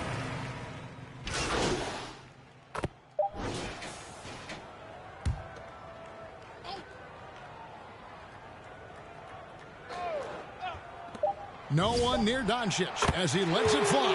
Drills the three-pointer. Doncic has got 11 points. And so it's the West All-Stars with an 18-point lead. And let's take this opportunity now to show you our State Farm assist of the game. Yeah, an easy choice tonight. Look at the precision on this pass. Put it on a platter for him. Served him up a tasty room service dime right there, boy. And we welcome you back. The biggest stars of the league are putting on a show here at the All-Star Game. And we're seeing some world-class basketball being played here tonight. That's exactly what you'd expect coming from the absolute greatest players on the planet. On the court for the West All-Stars, getting the fourth quarter going. They've got Holmgren. Luka Doncic out there with Fears. Then it's Victor Wembanyama. And it's Pickett in at the 3. And the shot goes down. They're taking it right into the teeth of the defense, and it's a defense that's starting to look frustrated. Well, they should be. I mean, it has not been a good performance for them at that end of the floor. Down low, here's Edgecombe. That falls nice feed that time from Banchero. 11 points here for VJ Edgecombe. And so it's Doncic with it. He brings it up for the West All-Stars. Here's Pickett, defended by Mathurin. And he's fouled pretty hard on that shot, but he's got the chance to pick up the points at the line. And you know, everyone's aware, Clark, of the team rivalries in the NBA. But there are, I think, still plenty of personal ones, too. Yeah, I would agree with you there, Kevin. I mean, you've got highly competitive, accomplished guys making up the rosters on NBA teams. And if a player wins the individual matchup in one game, you can be sure that opponent in the next game is going to look to make things a little different. And a breakdown here, guys. The hustle stats for the West All-Stars. Phenomenal work on the defensive end so far. That stands out the most. They've made it their mission to block shots and make things hard for the opposition. And another thing, guys, they dominated on fast breaks tonight, outrunning their opponent the entire game. You know, they don't score on that shot, but they're going to be happy with those kinds of possessions. And the ball's tied up, so we'll have a jump ball.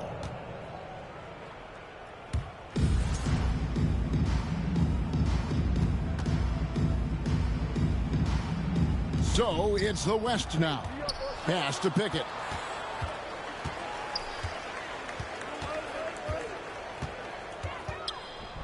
He dents the rim with a two-handed slam. Wow.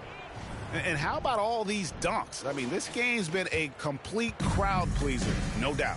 I know, I'm loving it. These players are really studying their stuff tonight. Showtime! And another look at that last play with the AT&T connected cam. And he can time his passes so perfectly. Wow, what an assist. Now here's Morant. He started closer, and that one is good. And you want to prevent Ja from driving to the rim, but you gotta also contest him at the mid-range and just hope it doesn't go in. Hey, it's typically a positive for this offense when he's assertive and looking to score.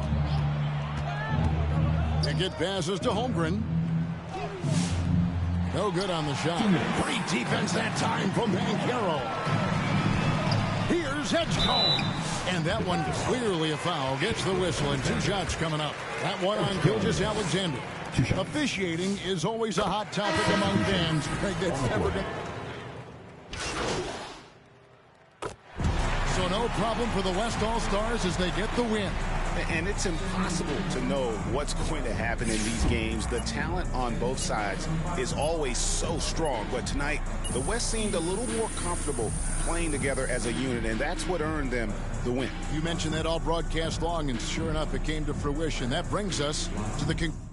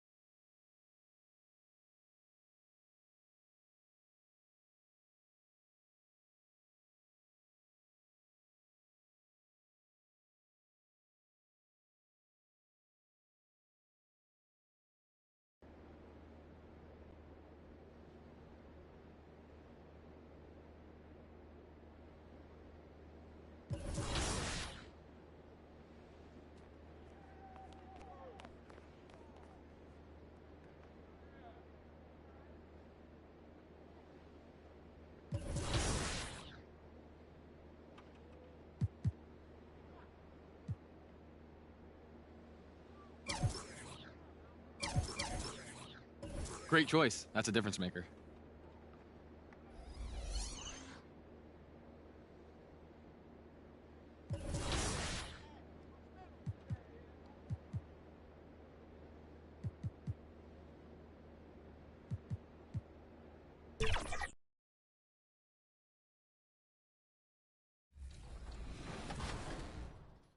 So what are you looking to do when you're trying to make the worst build possible? So when looking to make the worst build, I look at all the different heights in the game and see like, okay, when you put attributes here, like you're not able to get as many points. Like some positions and some heights get like more or less stats. Also, I try and find like the badge requirements and I go like one off. Like you gotta know like the animations to go like one off, and then your attribute points have to go somewhere. So you have to also find like for the build you're making, what is the most useless things to put up. Pretty bad defense, really bad rebounding, and the physicals are maxed out. This build is a track star. Now, the main thing about this build, we miss out on so many badges by one attribute. As soon as I got my hands on the game, I'm making the worst build. Everyone else is like trying to find what's good. Just because, you know, I want to stand out a little bit and have some fun. Imagine your go-to badges being Bailout, Brick Wall, and Versatile Visionary. Let's be real, they're literally calling us a physical table setter. What are we, a waiter? You make different content, so what has been the community feedback? When I'm in like videos with other creators and stuff, I'm kind of like, oh, get Zach, he's funny. He'll be like the comedic relief in certain challenges. I'll do videos with like Solo, Double H, grinding. People, you know, are known for being good at the game, and then I'm just there like, you cut to my perspective, I'm just, you know, on a worse build, the worst player, but the vibes are good. When you're outside of content, you just want to play the game, what are some of your favorite modes to play? So I'm just trying to kick it and relax. Sometimes I'll run rec, but also whatever's in the theater's fun. Oh yeah, oh yeah, oh yeah, oh yeah! Come on, man, we cooking out here. It's just instant matchmaking. You never know what you're gonna get. It almost feels like there's skill-based matchmaking in there, so if I load up on a new 80-something overall black plate build, I'm not going against the greatest competition, so I can kind of fool around a little bit. But if, you know, you got a red plate in the park, those games get serious, and I'm not always ready for that. Tell us about some of the other collaborations that you do with the 2K community, and what has been your favorite so far? One of my favorite video series I did was back in 2K23, where me and a group of friends raced to level 40. Now, that series never fully completed because we underestimated how long it would take, but that was super fun. We were dropping parts on like other people's channels, and like the community really liked that, and it was always a running joke that we never finished it. Other fun videos are like, I just recorded a video with Solo. We did like an ugly jump shot wars. We got 5 other content creators besides myself, made the ugliest jump shot we could, gave it to our opponents, and whoever won. And that's more my type of speed when it comes to making videos. Not everything's about competition. I know I've said that a bunch of times in this, but you know, it's just lighthearted, fun, goofy content. I see it. No, the jumper's so slow. No, the jumper's so slow. When you're going to create content and you see other people that maybe aren't as great at 2K or want to get better at 2K, what advice would you give to content creators that want to break into creating content around 2K but maybe aren't, you know? And a shot from a little earlier as the Hornets get off the team bus, looking very focused. They want to leave town with something to show for their efforts. And welcome to 2K Sports for another edition of NBA basketball. This is Brian Anderson. With me, Richard Jefferson and Grant Hill. And reporting courtside, it's Allie LaForce. And now let's take a look at the starting lineup for the Charlotte Hornets. They've got Knipple, and it's Salon in at the power forward position. And for the Nets, Michael Porter out there with Kyle Kuzma. Then there's Saraf, then it's Kobe White, and it's Claxton in at the 5. Grant, these are two teams with some of the highest assist rates in the league. Yeah, B.A., and it really goes to show the unselfish attitude they both have. Not to mention how many skilled passers are on both rosters.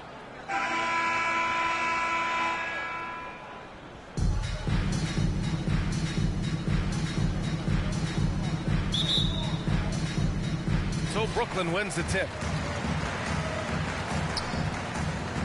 Here's Saraf. Pass to Kuzma.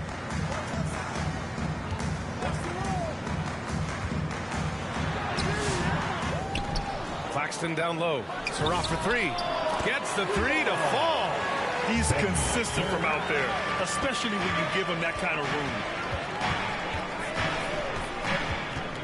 Here's G.